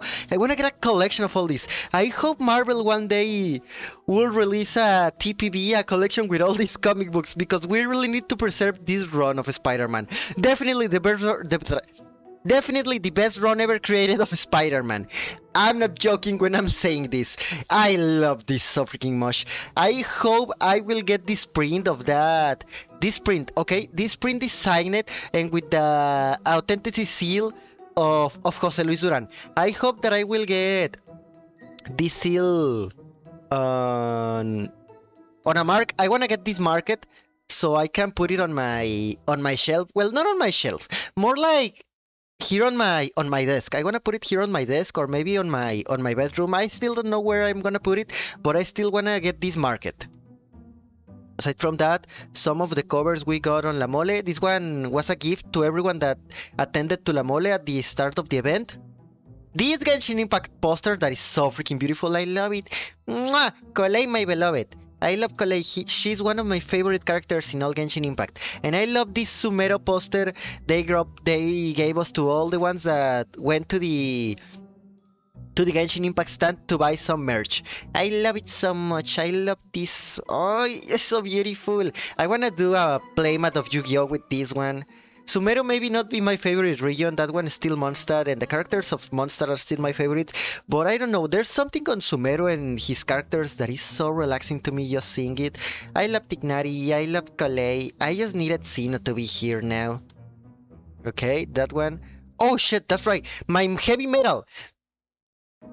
Another Mexican comic book, Mexican history time.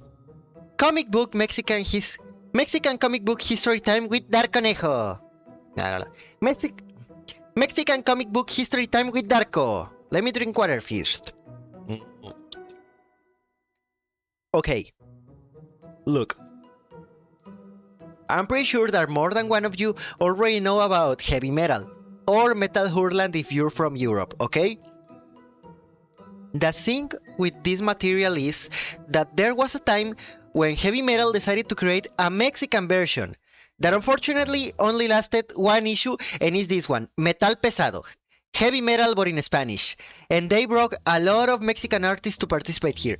All the artists over here on this issue are Mexican without any exception. And then this wasn't a buy I got on La Mole. I got this one from like 3 years ago. I bought it to Cuervo Oscuro, one of the writers that participated here on another Comic Con that he did here on that was done here on my city. But every single convention I go, I brought this one with me. And you will think, why Bunny? Why you do that? Well, that is easy. Because I'm trying to get all the signs of this all the signs of all the people that participated here on the magazine. I'm trying to get them. Lama, holy shit, I didn't saw that Kevin Eastman was the director too with the heavy metal in Spanish. But okay, all the signs, I'm trying to get all the autographs, all the signs of all the people that participated here on this magazine. The first one I got was from Abraham Martinez, the Cuervo Oscuro, the guy that sold me this heavy metal magazine, and the other one was the other two that I got on this convention were this one. Okay, let me see. First, this is the autograph design I already got here. And these two are the ones that I got here already. Mario Guevara, who were there selling their own original art, and Enid Balam, who did this workshop artist that I gotta be honest, I don't remember what was that about on the magazine. But overall, I'm so happy that I finally got two more signs over here. Unfortunately, a lot of these people is retired of comic book making or doesn't attend conventions anymore, so it will be hard to get a lot of these a lot of these signs. But I have the hope that someday in the near future I will get them. I know for a fact that one of the guys that is here on the cover of the heavy metal, let me assume, I know for an artist that I was talking to on the Artist Valley over there, that I think is this guy, Calvo. I don't remember his full name, but this Calvo guy, shit. Better. This Calvo guy, I know for an artist that were there, this Calvo guy, let me see if I see him here. This Alberto Calvo, I know that Alberto Calvo is right now the the boss. Well, maybe not the boss. He's a the boss, the chief in. He's a guy in charge of the translation on. He's a guy in charge of the translation of the Panini comic books. All the translation team is in charge of Alberto Calvo right now in Panini Comics and Panini Manga. Someone told me that he was there on the convention, but unfortunately, I didn't have the opportunity to spot him. Yeah, unfortunately, I couldn't saw him during the convention. So, unfortunately, that's what happened. But maybe on the future, I will be able to see him in the near future. Who knows? I will have to wait. I hope even so that at least I would love to at least get the Kevin Eastman sign over here. I will have to see in the future. Let me see what else I got. Oh yeah! Another thing that happened during the convention was that Betty a la Verge, a famous web series here on Latin America and in Spanish. Betty a la Verge, this famous web series, has like a contract or like an alliance with Prudence, that is a condom brand. Yes, a condom brand has an alliance with Betty la Verge, and they were gifting condoms. They were like 3 or 4 people of Prudence over all the convention with a big fucking box telling people, take two, come on, take. And they were not selling them. They were gifting them like crazy. It was like running. Take these two.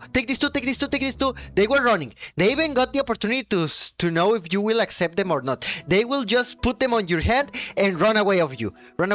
That's how they gifted all these Prudence condoms to you. And well, while I was buying a Marty McFly for my brother. Just think about that. A freaking nerdy bunny buying a Marty McFly, receiving some condoms on the freaking stand, waiting for the Marty McFly to get to him. Receiving these condoms, chat. I received these condoms while I was buying my nerd stuff. It's like, bro, I'm not gonna use this. Why are you giving this to me? Oh, someone kill me right now. Okay, but yeah, that is what happened with these condoms. They were gifted then, and also Prudence had a stand during the convention where they were showing people how to use some condoms. Can you believe it?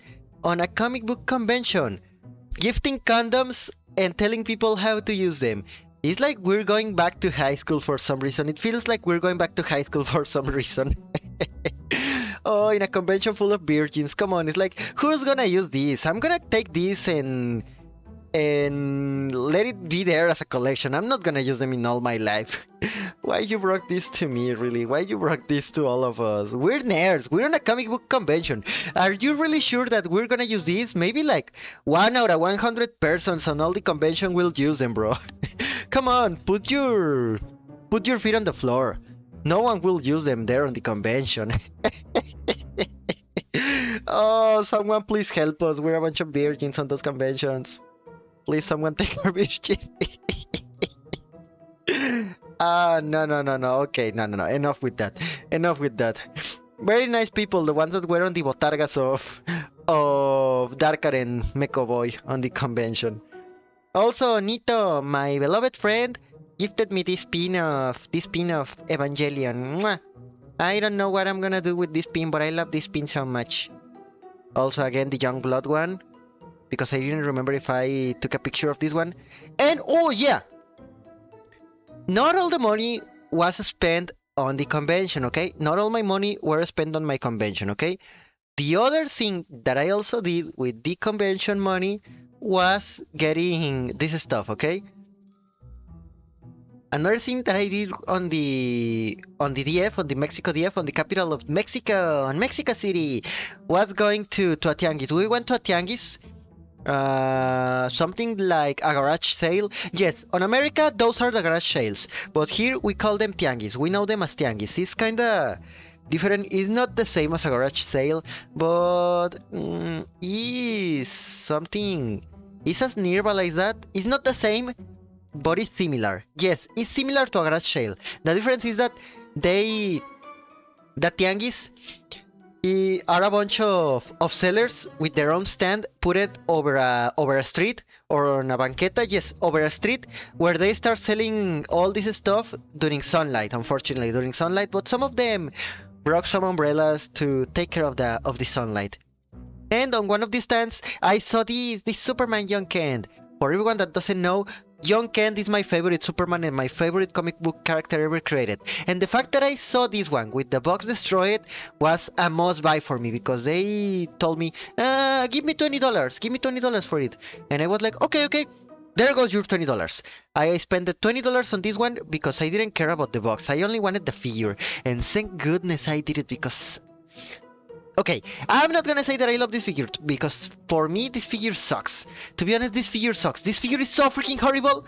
But on the other hand, it's a Young Ken figure, and I wanted a Young Ken figure from since so much time ago. This is specifically based on the Superman Future State comic book. The Superman Young Kent of Future State is the one that they used for this model of figure. Unfortunately, I don't like that suit so much, but I hope that someday they will create another Young Kent figure with an actual cape based on the Son of Kal-El suit, because the Son of Kal-El suit is the best one Young Kent could ever have, to be honest. I love that suit and I love the cape he has. I'm even thinking about making a custom cape for this Young Kent. Maybe that could look cool. But yeah, this was my first buy outside of the mall of La Mole. The other one were these Valerian comic books because we went to a comic book comic book convention. No, my bad.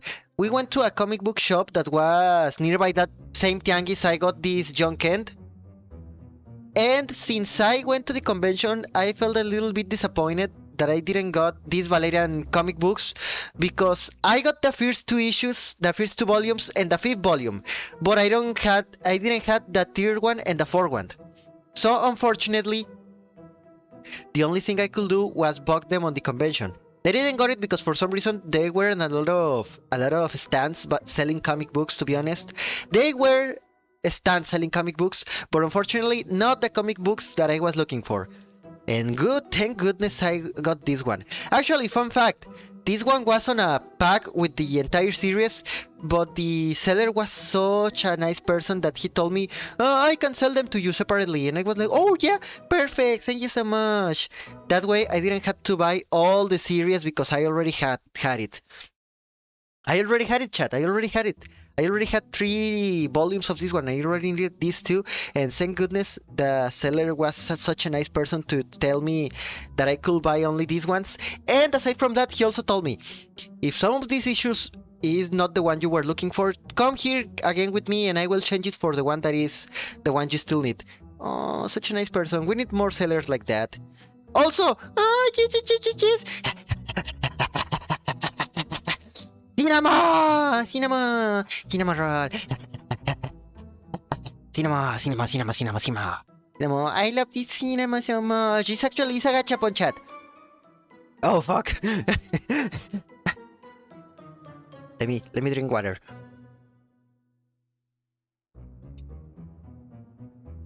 What was I? Oh yeah! Cinema! Cinema, look at this, it's so beautiful. This was a gachapon. The Bandai stand and some other stands on the convention had some gachapons on the stands. You had to pay like $5 for one coin or some shit like that. I think I spent like $10 on this gachapon of Cinamo, but it was so freaking worthy actually. There is a good anecdote about this, and it's the fact that when I was using the machine for this gachapon, the machine stopped working. I put my coins over there and for some reason the machine wasn't working. Some of the staff tried to fix it, and on the moment they saw that the machine wasn't working, they opened the machine and told me, pick the one you want, pick the one you want. And I was like, oh really? Oh perfect. Someone will think, oh, I'm gonna pick it at random because I have morals and a little bit of etiquette that this is a gachapon, it should be at random. But you know what? I have my perception of reality altered, so I decided that I wanted to start seeing them. There was a huge line. There was a huge line, but I didn't get it all. I was looking ball by ball. I was looking ball by ball, seeing them, trying to analyze what was the materials inside of all these balls, trying to get this cinnamon roll. And on the moment I saw one ball, transparent, with cinnamon inside, I picked it up. I picked it up and I going with it. I spent like from 5 to 10 minutes just doing that. And I'm pretty sure, I didn't saw it, but I'm pretty sure that the staff member that was attending me was like, bro, that's not how you do this. I don't open it this for this. I'm pretty sure he saw me very angry because I was doing that. And I was, how can I say this? I was stopping the line. Yes, yes. I'm pretty sure that I was stopping the line, and that make her hate me for that. But hey, at least I got my cinema roll, and look at it, it's so beautiful. Cinema, cinema. Let me go nearby cinema. Let me go me nearby cinema. Cinema. Oh shit, this is not. Cinema, cinema, cinema, cinema. Cinema, yeah, cinema, cinema. I love you, cinema. Wait a second, okay? We have to do something here. Buy the auto link, buy to the auto link, and now that's it. Cinema, cinema, yeah, cinema. My cinema, cinema, yeah, yeah, yeah. My precious doggy. Cinema, cinema, cinema. My precious doggy. I'm gonna cuddle with cinema. It's so precious. You know what, chat? You can go away right now on the stream. This will be me the rest of the stream. I'm gonna cuddle with my cinema so much. Are you still there? Cinema. Cinema. Come on, cinema. You can use my. You can use my ear, cinema. Cinema. Such a nice, cute guy. I love this cinema so much. I love Sanrio characters. You don't know how much I love Sanrio characters, chat. Those are easily one of my favorite branches ever created. I don't know, they are just so freaking cute. I cannot stand seeing them doing bad. If something happens to Cinema and their friends, I'm gonna be the one killing everyone in this room, and after that I'm gonna beat myself. I'm not gonna say that because Twitch can ban me if I do something like that. But yeah, aside from that, that was the story with this gachapon of Cinnamon Roll. The other funny part with the Cinnamon Roll gachapon is that I almost lost my cell phone thanks to this gachapon because I was so excited of getting this thing that I didn't saw that my cell phone got away of my pants and fell down to the floor. Yeah, the cell phone fell down to the floor, and thanks to that, when I realized that, I was like 1 or 2 stands aside from it, and I quickly came again to search for it, and I didn't saw it. And I panicked, chat. You don't know how much panicked I was when I saw that I couldn't get my cell phone back and I didn't know where it was. I was like, oh shit, someone already stole it. I'm so freaking messed up. I lost my cell phone in another city. I wanted to cry, chat. I almost wanted to cry when that happened. And I asked to all this stuff, and they were like, no, we haven't seen a cell phone yet, bro. No, nothing. And I went to lost items, and they were also like, no, we haven't seen a cell phone yet too. No, not at all, to be honest. Nothing. No, bro. Nothing. And I was like, oh. But for some reason, a miracle happened, chat. A miracle happened so I can recover my cell phone. That day, I went with my tablet because I wanted to show my portfolio to Dan Didio and Cebulski. Unfortunately, I couldn't do it with Cebulski, but at least I will do it with Dan Didio. But that is another story, okay? That is another story. That's the fact is that I was with a friend, and this friend told me, and what if you try to track the cell phone with your tablet? And I was like, holy shit, that is such a good idea. Thank you for telling me that. And I broke the tablet on. I connected it to the internet thanks to the data that my friend shared with me, and we started to search it with the data. Unfortunately, I couldn't activate the GPS because I never had my cell phone with GPS because the GPS unfortunately uses a lot of data, uses a lot of battery, and I don't like my cell phone running out of battery because of the fucking GPS. But what saved me was the fact that I could make the cell phone start sounding. Yes, the cell phone started to make a noise, a beep, beep, beep, a constant beep, and I knew. We went back to the Bandai Namco. This wasn't the Bandai Namco stand. We went back to the Bandai Namco stand, And I knew, sorry, I knew chat for sure when I hear that beep that was my cell phone. You wanna think why? Because from the moment I started to feel obsessed with Power Rangers again, I did the tone of my cell phone. The tone of my cell phone chat is the sign of the communicator sign. Yes, the tone of my cell phone is a tit tit tit tit tit. Is a communicator's noise. Sorry. The tone of my cell phone is a noise the communicators of the Power Rangers Mighty Morphin does. The tone of my cell phone is the sound the communicators of the Mighty Morphin Power Rangers does when they are called by Zordon. And the moment I started hearing that on the Bandai stand, I was like, bro, that definitely is my cell phone. That definitely is my cell phone. My friend and I got so excited to the fact that we already found a cell phone. The only problem was that there were a lot of people there, and we couldn't have the opportunity to take out the machines because the problem was that it was down on a machine. So what did we have to do? The staff member that helped us had to go at the back of the machines, and my friend had to be in front of the machines in order to pull up one of the machines and bring back my cell phone. And while they were doing that, I was actually helping the people that went doing a line to the gachapons to tell them how the machines to get the money worked, because they needed to spend money, real money, Mexican pesos, in order to get the coins they needed for the gachapons. So I was doing the job of this guy while they were saving my cell phone. And that is the story how I almost lost my cell phone on La Mole Comic Con. Thank goodness I finally retrieved my cell phone. And holy fuck, I felt so happy when that happened. Mwah! I kissed my cell phone at that moment. I almost wanted to kiss my friend and the staff member because they helped me so much getting my cell phone back. Thank goodness I recovered it, because holy shit, I have a lot of important stuff here that I don't want to lose. I mean, it's not personal stuff or that. Most of that things can be recovered with my own cell phone with the SIM card, getting recovered on a center. But I have a lot of writings here that I don't want to lose. Chat. I take care of this cell phone with my life. I take care of this cell phone with my life. You don't know how much I take care of this freaking cell phone all the freaking time. But yeah, that is a story of how I almost lost my cell phone on the Mexico City on a convention, on a comic book convention. On a comic book convention. Holy fuck, thank goodness that didn't happen again.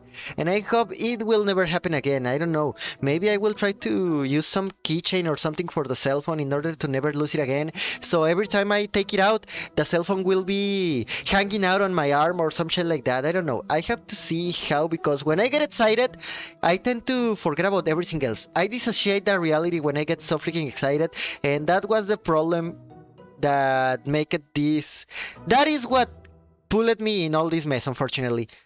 So I hope I will find a way to fix that in the future. But okay, aside from that, look at this cinnamon, it's so precious. Mwah! My precious cinnamon roll, my precious cinnamon roll, I love it. Oh yeah, on the Tianguis I also got some video games. I got this Ninja Gaiden game, and I got the Darkness 1 game. Actually, I already got the Darkness 2 on Steam, so I only needed to get the Darkness 1 on Xbox or on PS3. And now that I have it here, guess what, chat? I'm planning on making a video about Darkness, because maybe some of you didn't know, but the Darkness was originally a comic book. The Darkness is a comic book created by... What is the name of this guy? I think this is Mark Silvestri. I think it's Mark Silvestri, the creator of the Darkness, alongside Gar Dennis, and it's a Top Cow character. Yeah, the Top Cow seal, the Top Cow brand on Image Comics is the one in charge of the Darkness comic books, alongside Witchblade and some other characters.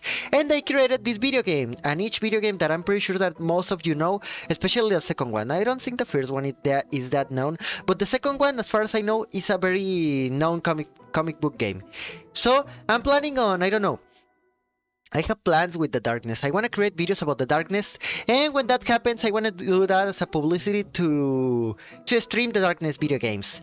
but it will take some time for that to happen. But at least I'm already secured to play the 2 Darkness games. My plan is play Darkness 1 and after that playing Darkness 2 the next day. And everything on stream, okay? Also, I got Ninja Gaiden 1. Unfortunately, this is not the black version. I think Ninja Gaiden Black is a little bit harder to get, but at least I already got this one. It's a little bit messed up, but if the game works, that will be a win for me. I can change the cover, I can get another case, and that will be easy. That will be easy, okay? That will be easy. Getting another cover and another case will be easy. The only thing that I need is for this stuff to actually work. If this thing can work, then I won. I definitely won with this one.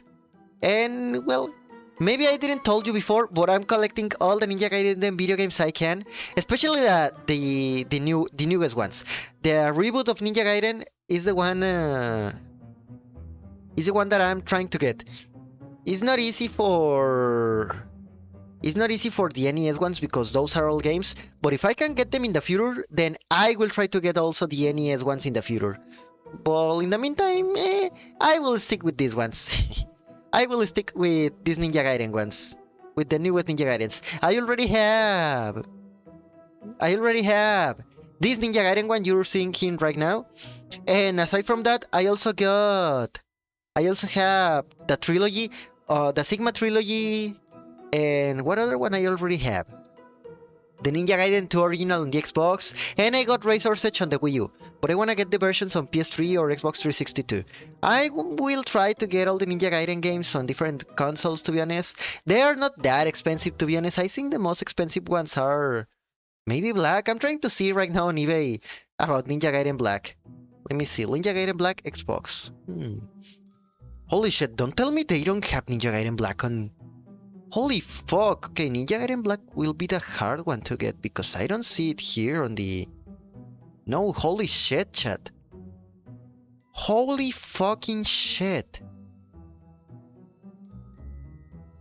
Nah, chat, this one will be hard to get actually. I'm looking for it, but... No, damn! Ninja Gaiden is not on the Xbox. What? There is no Ninja Gaiden game here. Holy shit.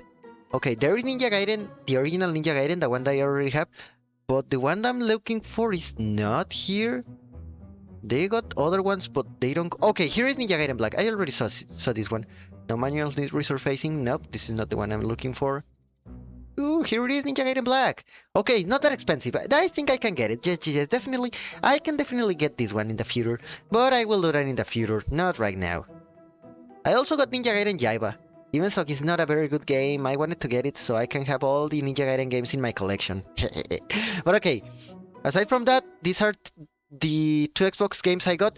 I was thinking about bringing the Fantastic Four games, Fantastic Four and Fantastic Four Rise of Silver Surfer 2, but there was a reason I didn't do it. First, because I got the Valerian comic books that I already told you about.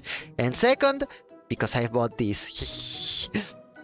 I told you that I got something else related to Yu-Gi-Oh! And that I'm becoming a big Yu-Gi-Oh! Fan since from time to time right now.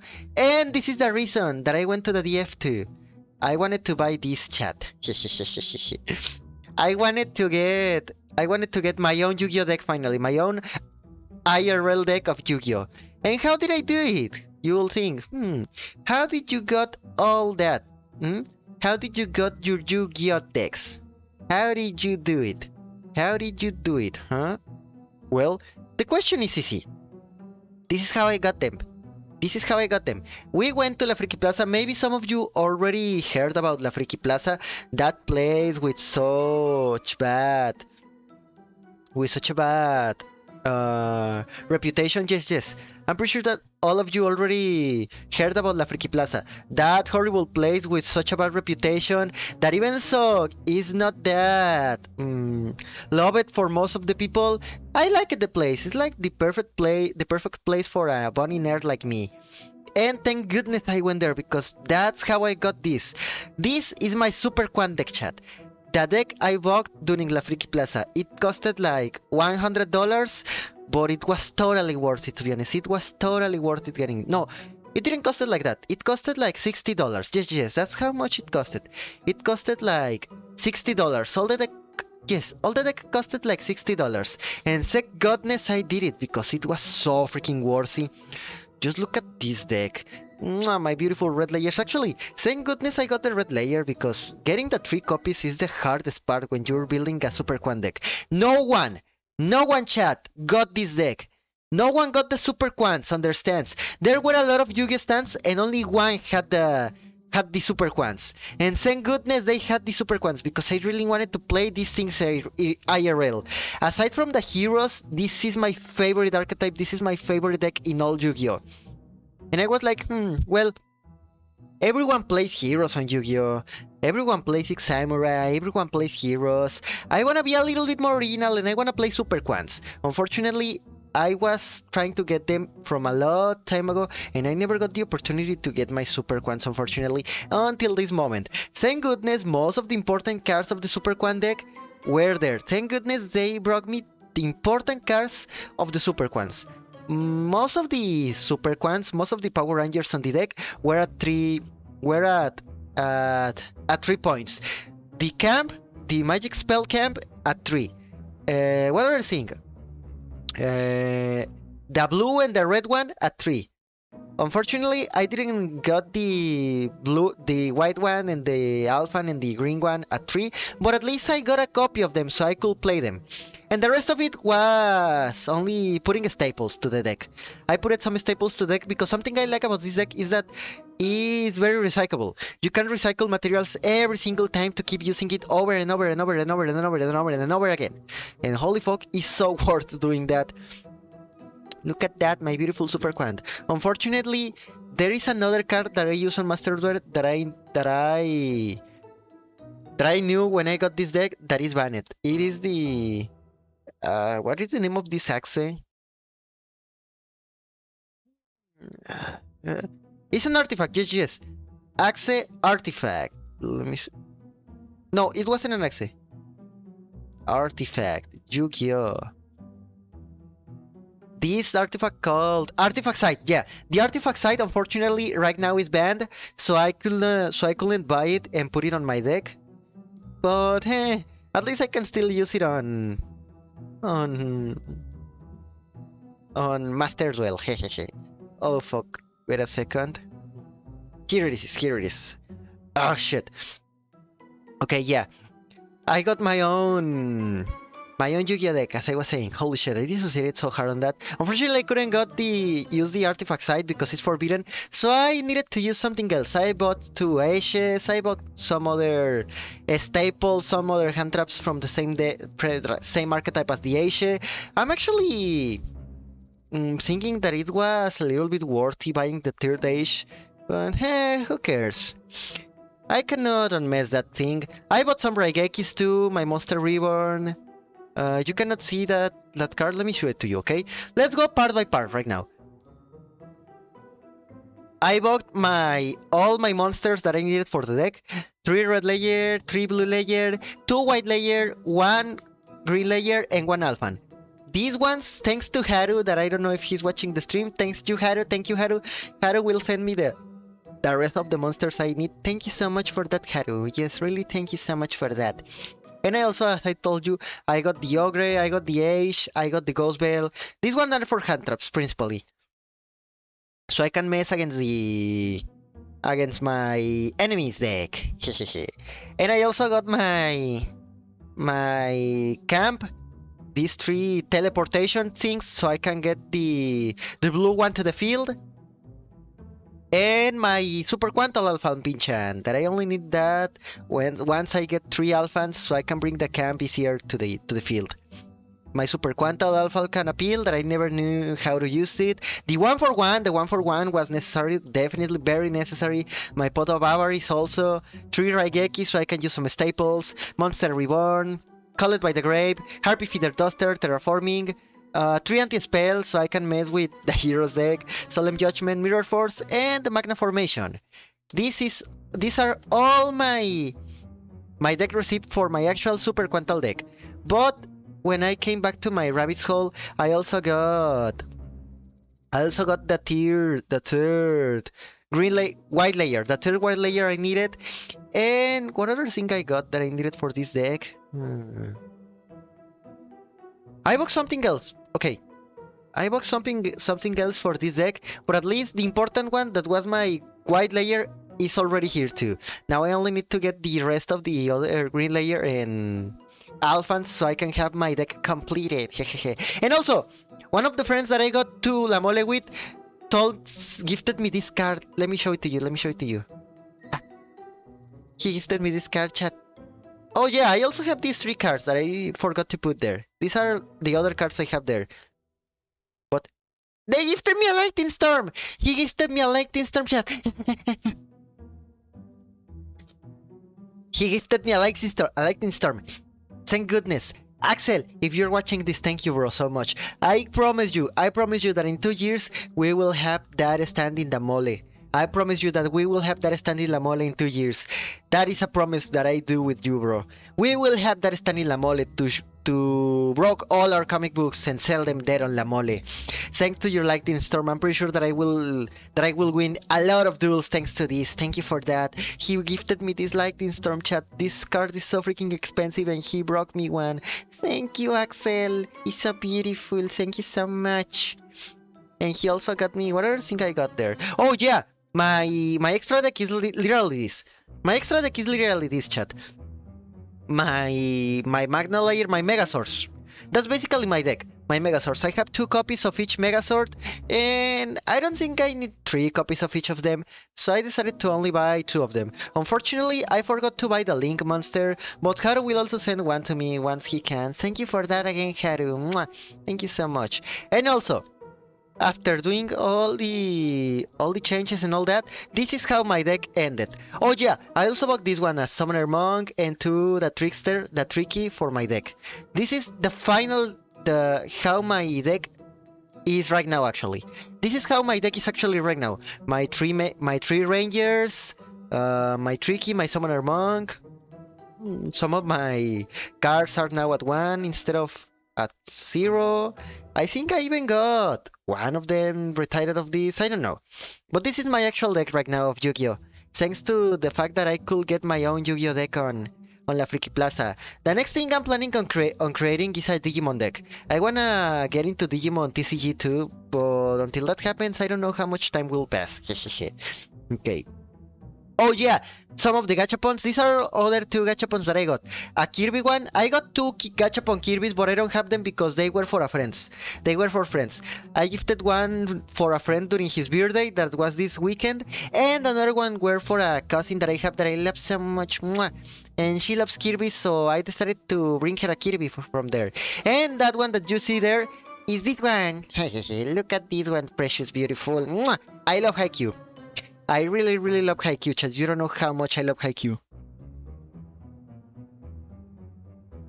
It's one of the best sports anime I could ever see in my entire life. I don't know, chat. Haikyuu is an experience, to be honest. Haikyuu is... Holy shit. Haikyuu is one of those things you have to experience by seeing them over and over again. Holy fuck. And well, what can I tell you about all this, chat?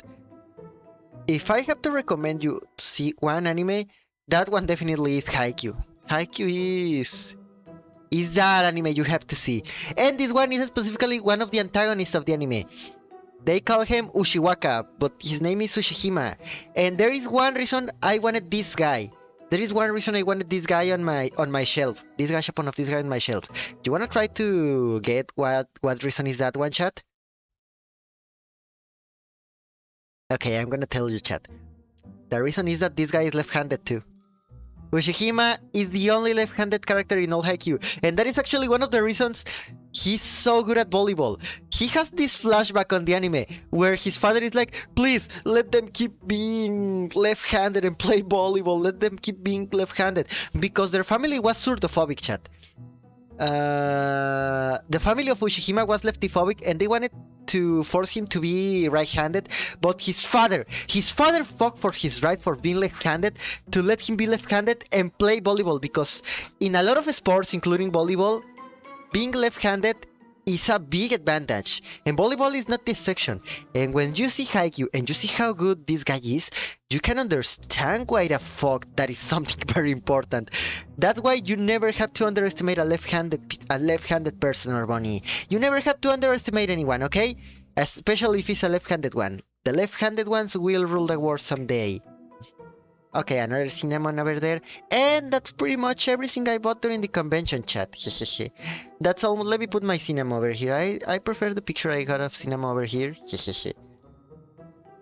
That's pretty much everything I got during the convention, chat, to be honest. Is not that much. Most of the money that I got was spent on food and buying expensive stuff, because I was like, okay, I don't want to bring a lot of stuff from La Mole because of bag size and all that stuff, but I want to bring good stuff and expensive stuff so I don't have to buy a lot of bullshit. I can buy little things, I can buy not so much things, but expensive stuff that I want. Or I can buy cheap stuff that I want, but bring a lot and have a space problem. So I decided that I just wanted to bring little stuff, expensive stuff that will be able to be on my backpack, expensive stuff that I know I can take care of, expensive stuff that I know that for buying this I will not be able to buy like 100 comic books instead. That's why I decided to bring all this stuff. It's not that much, but I feel that it was expensive.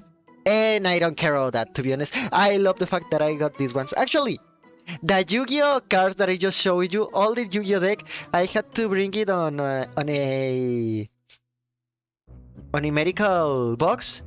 Yes, on an antibiotic box. I had to use an antibiotic box. They bought for a friend that was feeling sick during La Mole.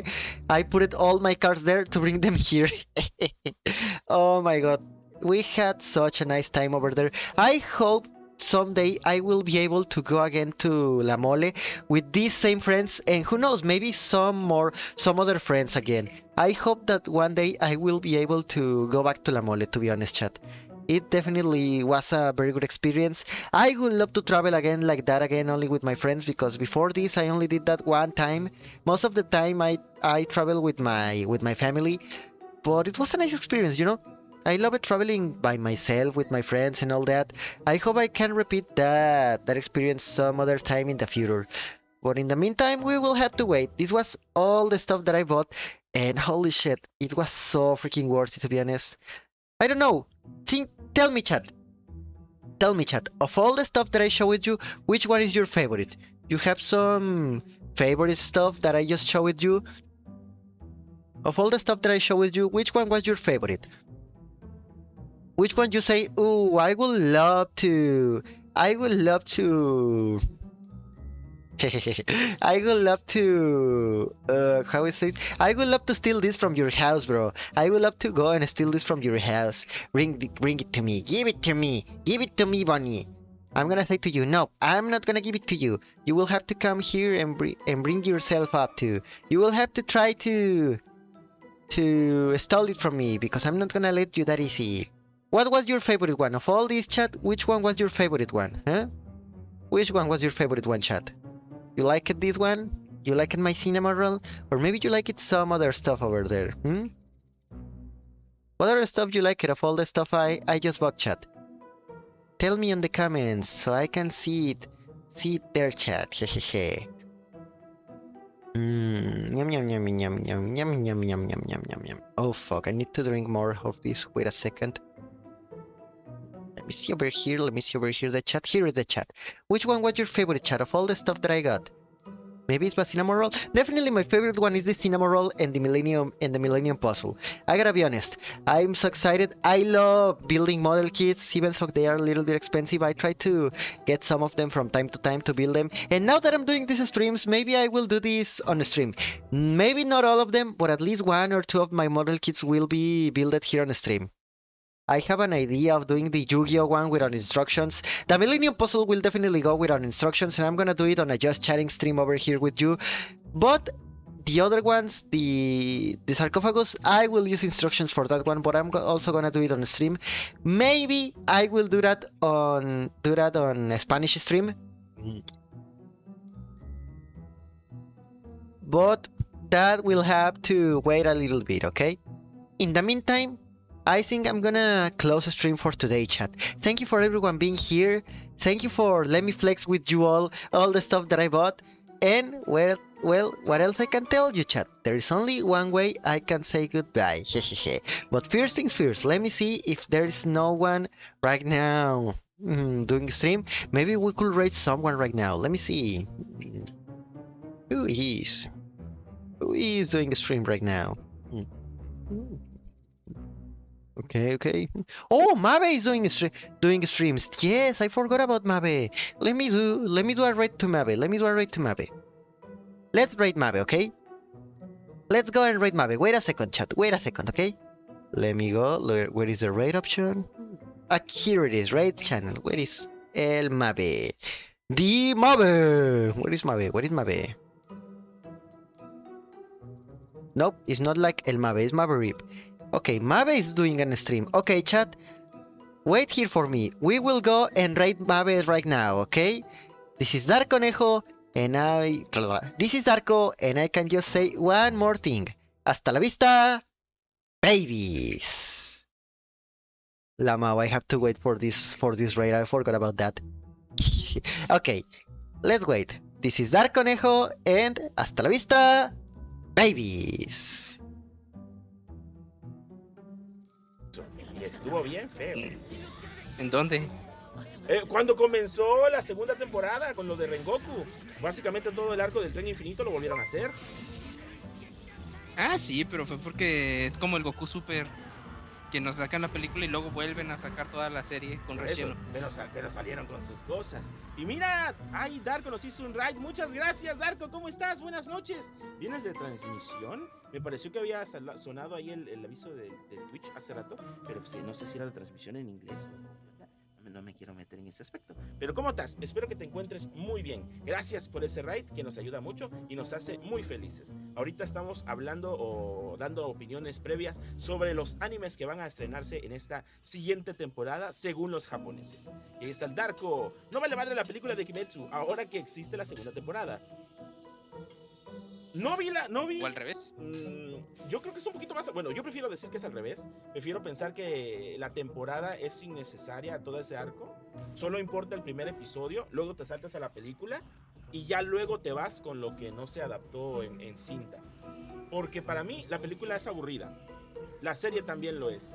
En esa parte del tren infinito.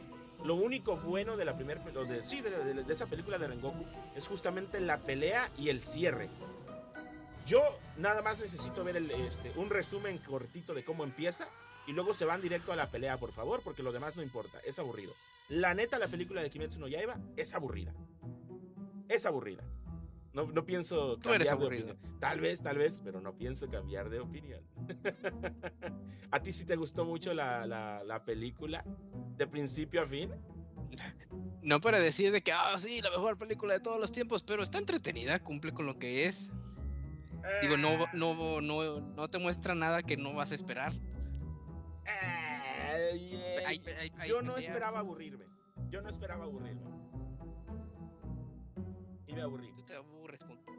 No, lo siento. No es que uno quiera ser grosero, es que realmente todo lo que pasa antes de las peleas se lo pudieron haber echado en 5 minutos. La neta. El manga. O sea, lo mejor que tiene la película es esta escena en donde Tanjiro está cortándose la cabeza en sueños y tiene que tener cuidado de no cortarse la cabeza de verdad. Y luego la pelea de Rengoku, ya todo lo que pasa después de esto. Todo eso es lo más valioso de la película. Sí, que tiene momentos graciosos tal vez, pero no siento que valiera mi boleto. Creo que para mí sí era algo que tendría que haberse visto directamente en televisión. pero como que tomaron muy en serio lo que dije, que lo pongamos otra vez en televisión, y no quiero verla dos veces. No quiero verla dos veces. Una película que te interesa ver más de una vez es una película muy buena. Si no la quieres ya ver, es por algo. Y en este caso es porque me aburrió. Solo importa la pelea de Rengoku. Y no voy a dejar de decir eso. En esta siguiente temporada, no sé cómo vaya a estar el cocolazo. Son dos de los pilares. Ahí veo que sale uno de los chamaquitos esos de la promoción. De cuando se hicieron cazadores de demonios. Pero no sé, ¿tú ya leíste el manga? Sí, Ok, tú estás informado. ¿Qué podemos esperar? me gusta más este arco que el anterior. Uy, eso dice mucho. Ajá. Te da, como si te acabas de quejarte, digo, igual tiene su periodo de transición, de contexto de qué están haciendo y por qué están ahí, bla, bla, bla. Pero no se extiende tanto como el arco anterior. O sea, se hace cuenta que literal llegan a la aldea esta, dicen, no, pues pasó esto y pasó lo otro y bla, bla, bla. Y al poco tiempo ya aparecen los demonios a matar a todos. Ok, es una temporada o un arco con mucho más conflicto. Sí, la pelea es mucho más larga y a mí me gusta más que la anterior. Creo que, sobre todo porque está se va desde por dos perspectivas, porque se dividen. Y en el Inter también hay algunos twists ahí muy interesantes. Entonces, y aparte, esta es el último arco que podríamos decir tradicional, porque después de aquí ya empieza, vamos a decir, lo primero para el ya final de la serie, que a algunos les gusta, a otros no tanto. Bueno, tengo entendido que el final de la serie se dio debido a que el autora, persona que hizo la serie, se retiró para cuidar a un familiar y tuvo que apresurar el cierre. Eso es lo que tengo entendido. Sí, esa es como que la noticia infundada, ¿será real o no? No sé, no, Claro. la esta para confirmarlo. Pero sí, haz de cuenta que después de este arco, ya lo que le sigue es un poco más caótico porque no es un arco como tal. Así, literalmente ya empieza. Es más, si la siguiente temporada de Kimetsu no Yaiba lo llaman The Final Season y me dicen, se va a dividir en 3 partes, me voy a enojar, pero está justificado. Porque así apenas. Ajá. Porque no hay así como que un cierre que yo diría, aquí terminaría una muy buena temporada y luego que empiece otra. Ya es una historia de corrido. Ok, comprendo. A mí me ha dicho mi hermano, que ya lo leyó, que cuando llegue el final de toda esta búsqueda, este conflicto de que es la pelea contra el malo maloso, hagan de cuenta que ahí termina y no busquen el epílogo. Porque el epílogo dice él que lo arruina. ¿Qué tanto es cierto? Efectivamente. Bueno, no. ¿Cómo lo digo? ¿Cómo lo explico? El epílogo, digamos que no es tan trágico como el de Harry Potter. Ok. Pero sí es como que muy cursi. O sea, el epílogo no es, así es como están nuestros personajes después de todo esto, sino que el epílogo es chorrocientos mil años después. Algo que no me aporta nada, ¿no? Ajá. Ok. No lo siento tan horroroso como el de Harry Potter, que ahí literalmente es como que literalmente es un fanfic hecho, canon. Sí. Mientras que acá es como que más cursi. Pero lo compras, o sea, es como que lo importante ya pasó, y si esto es como quieres acabar la serie, pues bueno, no me voy a enojar tanto. Ok. Básicamente puede ser un volado entre lo odio o no me molesta, pero nunca es un me encanta. Exactamente. Okay. Y este arco, bueno, esta temporada, no sé si decir que es la mejor, pero la batalla que contra los demonios de esta temporada sí me gusta mucho.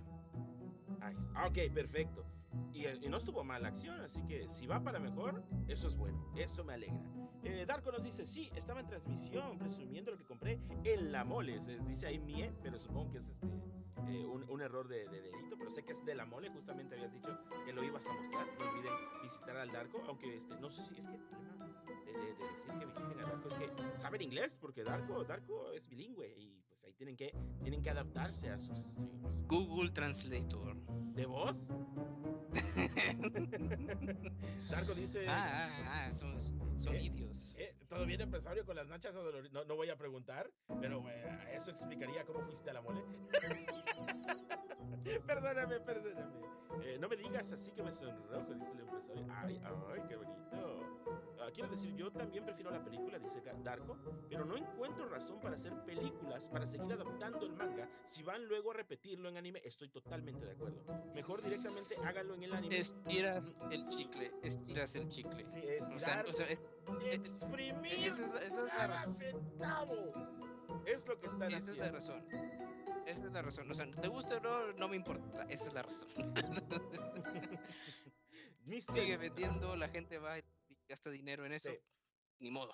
Efectivamente. Mr. Yugi, yo me vi la primera temporada y me da flojera ver el resto, hasta la película. Lo mismo con los 7 pecados. Solo vi la primera temporada y con eso me quedo. Y mira, todavía podría decirte que le eches un ojito a Kimetsu no Yaiba, pero si no es para ti, no es para ti. En cuanto a los 7 pecados, hiciste lo correcto. Después de la segunda temporada todo se va al traste. Siento que hasta la ambientación de la propia serie de los pecados capitales se pierde después de la primera. La primera temporada me parece que está muy bien hecha. Todavía la música que tiene le queda como anillo al dedo. Me gusta mucho la ambientación. Cómo juega un poquito con estas leyendas de Inglaterra. ¿Es Inglaterra o del Reino Unido? ¿Cuál sea de las dos? Perdónenme mi ignorancia. Sí, perdonen la ignorancia. Cualquiera de las dos creo que lo juega muy bien. Pero ya luego se nos pone muy shonentástico y ya, no quiero ver más de eso. Darko, que me saquen de contexto A y B. Ok, Darko, yo quería ir a ver al cine la proyección de Kimetsu, pero como ando en números rojos, no puedo. Y de todos modos, la proyección es algo que ya se vio. Lo único nuevo sería. ¿Cuánto es lo nuevo? Tú que fuiste a verlo yo. 40 minutos el primer capítulo de la nueva temporada. Ahí está. ¿Y antes de eso? Pues los 2 últimos episodios de la anterior temporada. ¿Y vas a pagar por ver 2 episodios que ya viste? Y 40 minutos de algo nuevo que al ratito lo puedes ver. Así que yo creo que no perdiste dinero, no gastaste a lo tonto, todo muy bien. Wiley. Pero nada como ver las sheshes de la Kanroji en cine. Tienes un punto enorme, tienes 2 puntos enormes ahí. No he dicho nada, te lo perdiste, Darko. El Wild. ¿Y por qué en el anime meten chistes peores que los de la película? ¿A poco? Pues no sé, no los he visto. Dicen por ahí que adaptaron chistes que no salen en la película. Así que seguramente lo que pasa es que la película adoptó los mejores chistes o quitó los peores chistes. Darko, en YouTube hago stream en español. ¡Ah, mira! Eso sí no me lo sabía, Darko. Ok, en YouTube pueden visitar a Darko para ver sus streams al español. Esa no me la sabía, gracias. Darko, y chemame, ¿por qué? Yo no hice nada. Darko, aguas, güey, no me prendas. Que yo sí te ya empezó el empresario. Vámonos de aquí. Sigan platicando, yo no he leído nada. Continúen con lo suyo, jóvenes alebrestados. Ok, y ahí está el Kimetsu no Yaiba. Doctor Stone, un nuevo mundo. Lo estrenan en abril de este mismo año. Y más vale que ya lo terminen y no lo quieran extender de más. No creo. Déjame creer. Ajá. El manga ya acabó. Ya Así se confirmó que esta temporada va a ser de 2 cursos, igual que ahí sí no sé si va a ser seguido o si se van a tomar una temporada de descanso. Es cierto. Sea como sea, el asunto es que no se van a tomar 2 años para hacer el siguiente.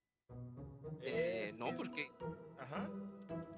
o sea, si ya confirmaron que van a ser 2 cursos, significa que no se van a tardar tanto en proyectarlos, bueno, en transmitirlos. Pero a lo mejor lo que quiere decir es que no se van a tardar con esta temporada y todavía faltan otras 2. Sí, o sea, al menos esta temporada no van a fallar. Creo que en el primer, lo cual tiene sentido, o sea, el arco que viene sí, creo que en 12 capítulos, hasta creo que sale sobrado. No es tan largo, no es tan extenso eso de la isla del tesoro. Es extenso en manga si estuviese viéndolo periódicamente. What do you think really happened out there? We scavenged. We stalked until they found us. I know you don't see someone that you should be afraid of. But you're wrong.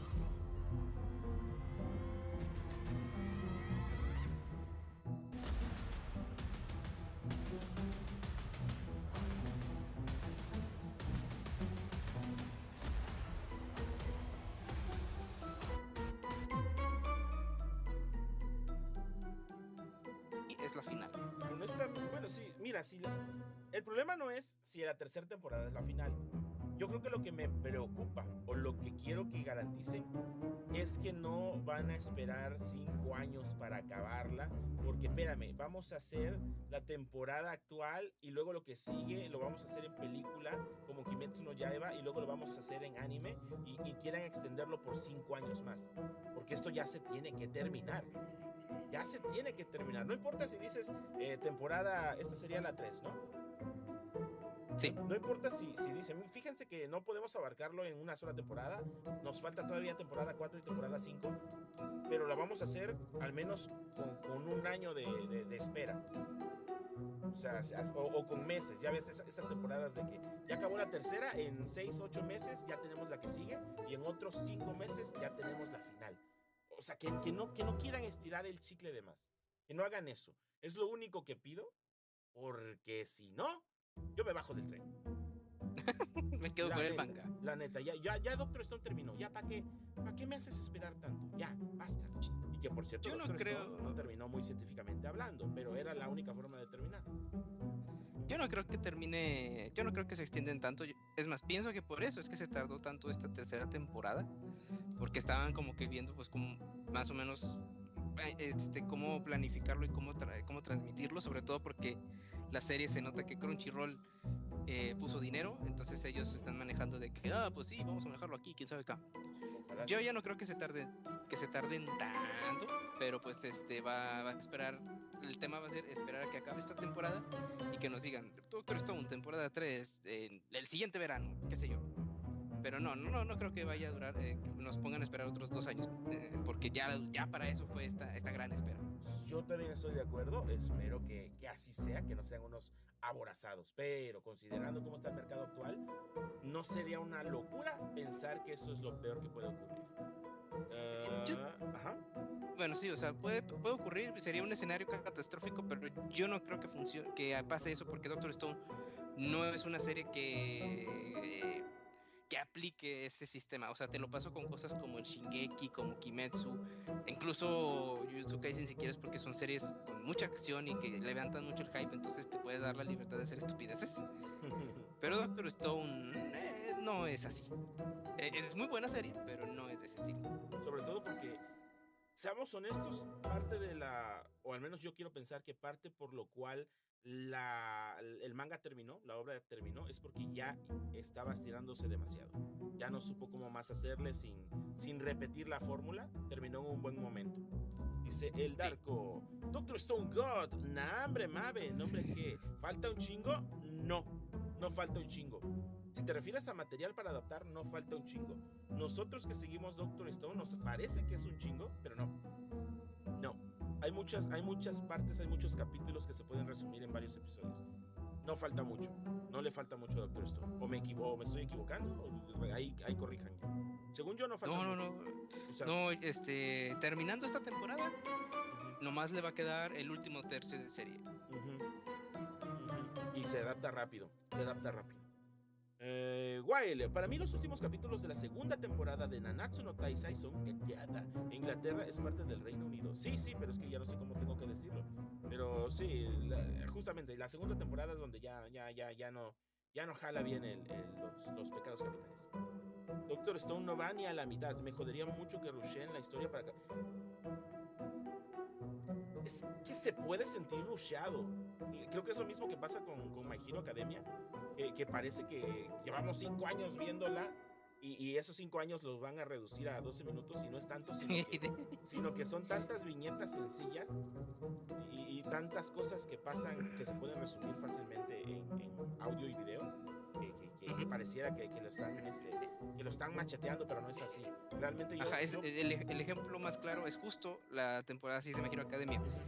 Creo que el capítulo con el que empezó salió, a lo mejor me equivoco, a inicios del 2020 o finales del 2019 y terminó con un capítulo que salió hace apenas medio año o hace un año. Entonces, o sea, estamos hablando que la sexta temporada de My Hero Academia adaptó como casi 2 años de la serie. Totalmente. Entonces, así es como se siente la adaptar el manga. Y Carmen nos pasa el fragmento del Ohio Fíjate que ese OP